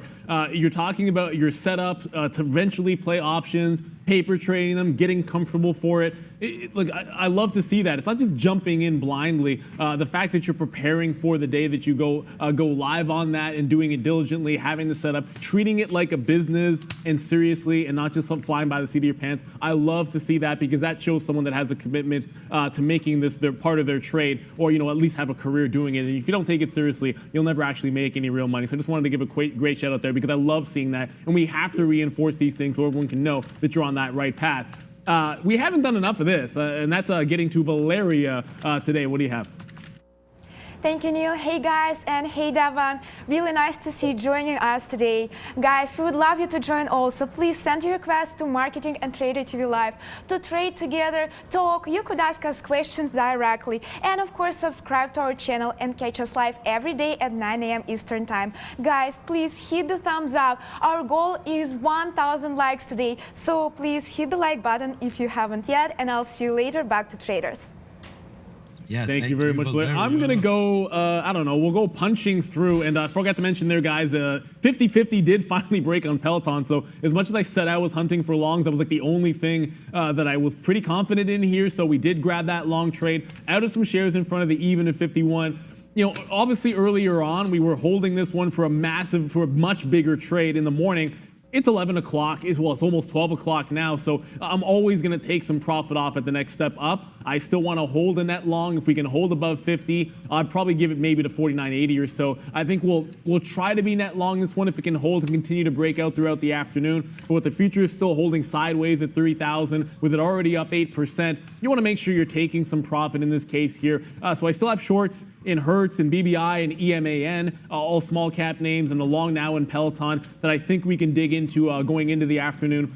Still looking at Boeing, but I haven't really had a trade yet that I like to see that one again as much as we had a nice win on it before. I don't want to jump into anything too hastily there. Brendan has something for us. Let's go to him at the desk. Yeah, it's interesting this time of day. Devin, one thing we like to do is look at things that are making new highs on the day, but they have to have significant volume behind them. Here's one that we haven't looked at for quite some time. CEMI, ChemBio, they came out, I think it was beginning of last week, with a Zika virus detection kit. So I haven't heard that kind of news story for a while, but look at this volume coming in as we make day highs on CEMI, still up 15%, held $10 there as resistance for quite some time this morning, finally above that, immediately up to 1040 for CEMI, guys. Is Zika virus still a thing? I mean, I know that was something. So apparently, yeah, good luck there, Brendan. So thank you for that one. CCL, I mean, I don't know what the problem is here. The futures are actually coming down, and I thought we would have a winner here. So maybe this one not going to be as good as we thought. I'm waiting to get out a little bit more here at VWAP. I've just been getting out 61s. We're short 68. It's not a great trade. I mean, I wanted this thing down here by now. I know that's getting greedy. I mean, that was 1040 when we were down here. So we have to go all the way way back down to the futures being down at 29.80. So let's wait to see if this does break. I do have some more bids out here. I still think CCL, obviously weak time to go here. Our Apple is now nicely in the money again. That's 35 cents. So maybe we'll take this out down in the same area if we can get it. That's a good trade. You know what? Let's just put the board up, and so I don't talk about them all. We'll show you guys what we do have right now, and it's pretty good for us right now. So Apple, here's a 50-cent winner. CCL's 8 cents, but we want more. That needs to go. I don't know what's going on. Hertz, we've been talking about that. I'm only the one trade. Neil's been getting into that one. That's a good one. And then JP Morgan's 34 cents in the money. But I mean, I really thought, guys, that this market would be falling a little bit faster than this once we broke 3,000 again. So here we go down to the downside. Let's make this dream whoa, hello. Okay, CCL, some buyers there right now at 56. So if it chews through this, then we'll be good to go. But watch out now, guys. CCL, big buyer, 56. Yeah, we just went back down through 3,000 there to the downside. So watch out for some of those triggers. If you got short triggers, they could have come in there. That CEMI, the first thing I noticed when Brendan brought it up here is you got the big volume spike to the upside, but you actually are sustaining pretty solid volume that's comparable to what you saw off of the open. And we did it. Look, we've done videos on volume. If you check out our Market Wisdom channel. And I just have a quick question for you. We're asking you a lot here, Devin, and you've done a fantastic job. But how big a role does volume and relative volume play to you when you're looking for names? I know you mentioned you only do a few names a day, so you're not trading all over the place. What makes something in your toolbox? Is it just previous success? Is it only key levels? Is it only trends? How big of a role does something like volume come in, especially relative volume for you? Honestly, that's like the first thing I kind of look at, because I definitely like to play around with stocks that move.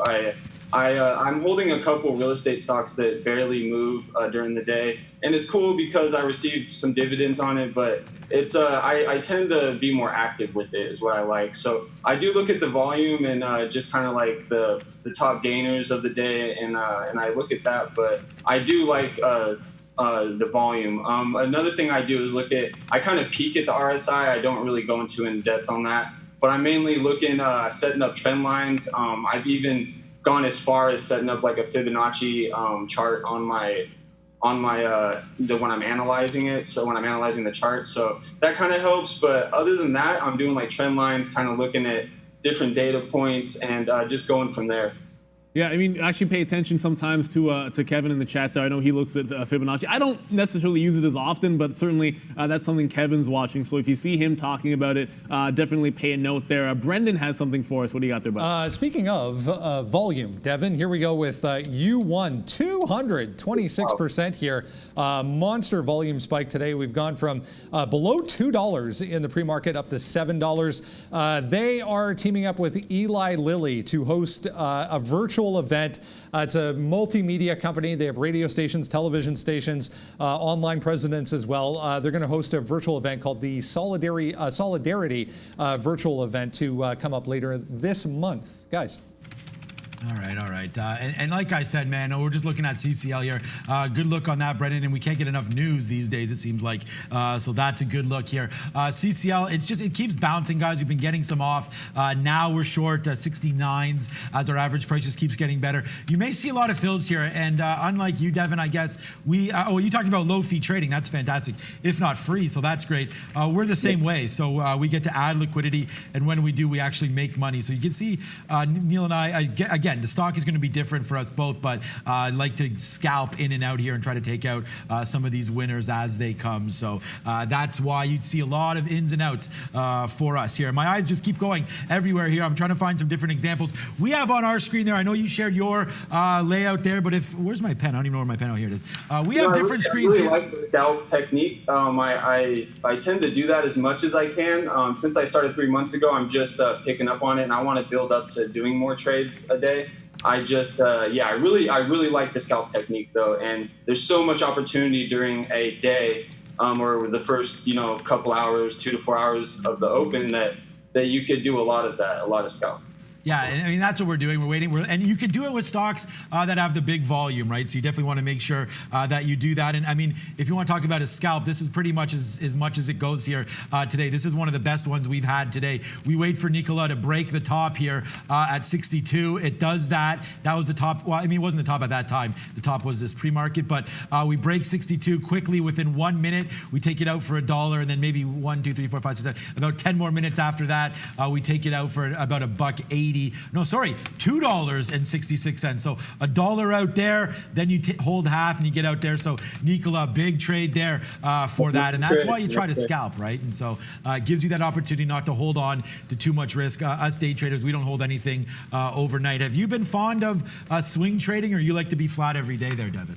You know, I like to be flat every day, but sometimes if I make a wrong entry point, I will hold the stock. I made the bad choice of having FOMO and selling a stock when it was negative, and I should have held on to it. That stock was Luckin Coffee. Right. I bought it into it before it got suspended. That was like the first stock I ever purchased, and yeah, and then it got suspended 2 days later, and I made the bad choice of just selling it immediately when they opened, when I could have, you know, held it until maybe today, and they would have been back up at that 450 mark where I bought it at. Yeah, it's always a tricky thing in a situation like that, and if you've never been involved in one of those like halts, certainly it's going to happen from time to time. You know what? There aren't many times I can be sitting in 4 positions and all of them in the money. BBI is in the money. E-Man is in the money. Peloton is long is in the money. Hertz short at 237 is in the money, and I have 0 executions on JFIN, which is embarrassing after watching. Look. These failed breaks, if it takes this long to take out the opening range high and then it gives you the failed break, which I love, because what it does here is it shakes out a bunch of longs. That makes a secondary push even better. I mean, if you talk about a breakout setup, the clean breakouts are good, but promise you guys, the ones where it shakes you out but fails to retrace through previous support, those are even better. And look at that, it halts at 620 and then opens up again. Now for me, after having seen it do this, at this time of day, I'm really only looking for shorts in it at some point, because you usually want to be fading these ones during lunchtime, and maybe there's a secondary push in the afternoon. So it's halted once to the upside. It didn't halt there after opening up at 620 and went to 730. Usually I like to see it halt again and then open lower, but this time it just turned around on a dime and is going to immediately halt down. So it didn't give me the short setup that I liked around this time of day, but man, you can't miss these types of breaks when you do see them happen, and that one was a great one at 11:38. Not the time of day that I expect to see them, but when they're there, you got to hit them. JFIN, now that it's halted downside, I think we have a price that we can work with. The previous halt price is 625. If it holds that, watch for a 6 even break. That gives you probably 40, 50 cents worth of risk, because you have to give it some past that 25, but there'd be my short entry. But you got to check to see how much you're paying for shorts. If you're risking 25 to 40 cents, and you're looking at a downside, I don't know, like about 530, 540, 5 even, so you're making 80 cents to $1. You have to factor that into how much you're willing to pay. With that math, there's no way I'm paying 40, 50 cents to short it, but if it's like 10, 15, that could be reasonable for you on JFIN. Oh, well, thank you.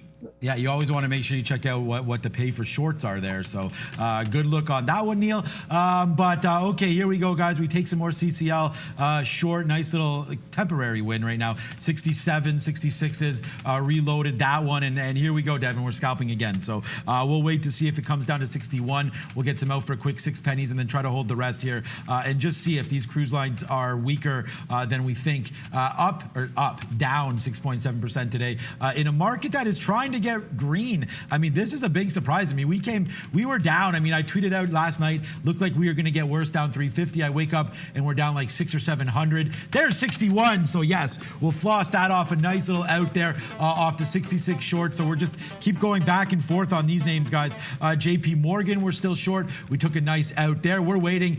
We could have taken about 60 cents. That would have been good. Still waiting for downside. I still like this break here where we went short initially, but here we come. Rifling to the downside. We still got our bids in here for Apple. We're looking to take some out downside now. Here we go. Now the break may be happening. So Apple, there it is. Bang! Nice little catapult there for that Apple trade. A smooth 40 cents. Now let's hold the rest. See if we can't go downside on this one. Carnival, obviously with the market coming back down, that'll be nice. VWAP has moved up a little bit. So now we're at 58. So let's put some bids here right now at 58 right now. So we are short 68. So we'll scalp out a quick 10 pennies Nikes. Nice trading now, finally, as the market bouncing around here. Let's see if it wants to hold below 3,000, guys. Yeah, absolutely. I got some shares out of EMA, and I want to go back to this name. I trade some small caps. I've traded, Boeing and American and Peloton, but EMA I wasn't shorting till 108. I just took some off in front of one even. It bounced one time off 101. If it's going to bounce a second time, I want to leave myself some room to get back in, and I've been waiting at 109. I wanted to take some at 110 as well. I never got the full position in the first place, so I'm going to take some shares off in front, add back in front of VWAP or at VWAP, still have a 115 area stop, and I'm still looking for one even to break, and I want to be net short if it does happen. We got the Valeria floss there, which means we hit something. Brendan, what do you got? Maybe 1,000? 900, okay. Nike here while we're on camera, obviously. Nike to the upside here, just breaking day highs on decent volume. UBS raising their price target for Nike today. So a nice trending move developing here to the upside. Held 95 for most of the morning here once we got above it. So watch Nike here looking a little bit strong, guys. Nike, you say, look at the futures dropping down. We finally get 57s now. Our CCL position's nice. Our Apple position, this one's nice too. This is 70 cents now in the money, so good trade there. 10 cents on CCL. Hertz, whatever. I mean, can't keep talking about this one. I'm very light on Hertz now. Big win for me here off 35 break down there. Nice little 12 cents and change. And then JP Morgan, Neil had 4 positions on. I have 4 positions on, and they're all wins, and they're all shorts right now because the market may be breaking down below 3,000 here. So JP Morgan, another 40-cent win. So a couple of big ones on Apple and JP Morgan, and then a couple small guys, CCL and Hertz. Yeah, absolutely. I just have 4 positions on them. Before we get out of here, I'll quickly update you guys to see what we do have. Of course, I'm still only long in Peloton. That's a 50-50 break. I took some off in front of 51 for another win there. So we're 3 for 3, but I'm holding this one till that mid-49 range, or maybe even a 50 break if I want to tighten it up. Still short Hertz at 237. Still short BBI because that has shown 0 signs of coming back to the upside, so 196 short. And then E-Man is popping back up to that 108. I'm going to add to that position if we get 108, 109, short at 106 half. I never got the full boat in the first place, so more than happy to add to that short. Devin, I got to be honest here. It's been an absolute blast having you on. Obviously, it's an added bonus that you're a basketball fan. Of course, Sean and I are big fans as well. You know what? Apologies for the fact the Bulls aren't any good. That's got to stink because the Raptors they're the best. It is what it is. The Raptors, and they're champs. And until someone can knock them off the pedestal, which may or may not happen at some point, I guess they're getting things started up again here.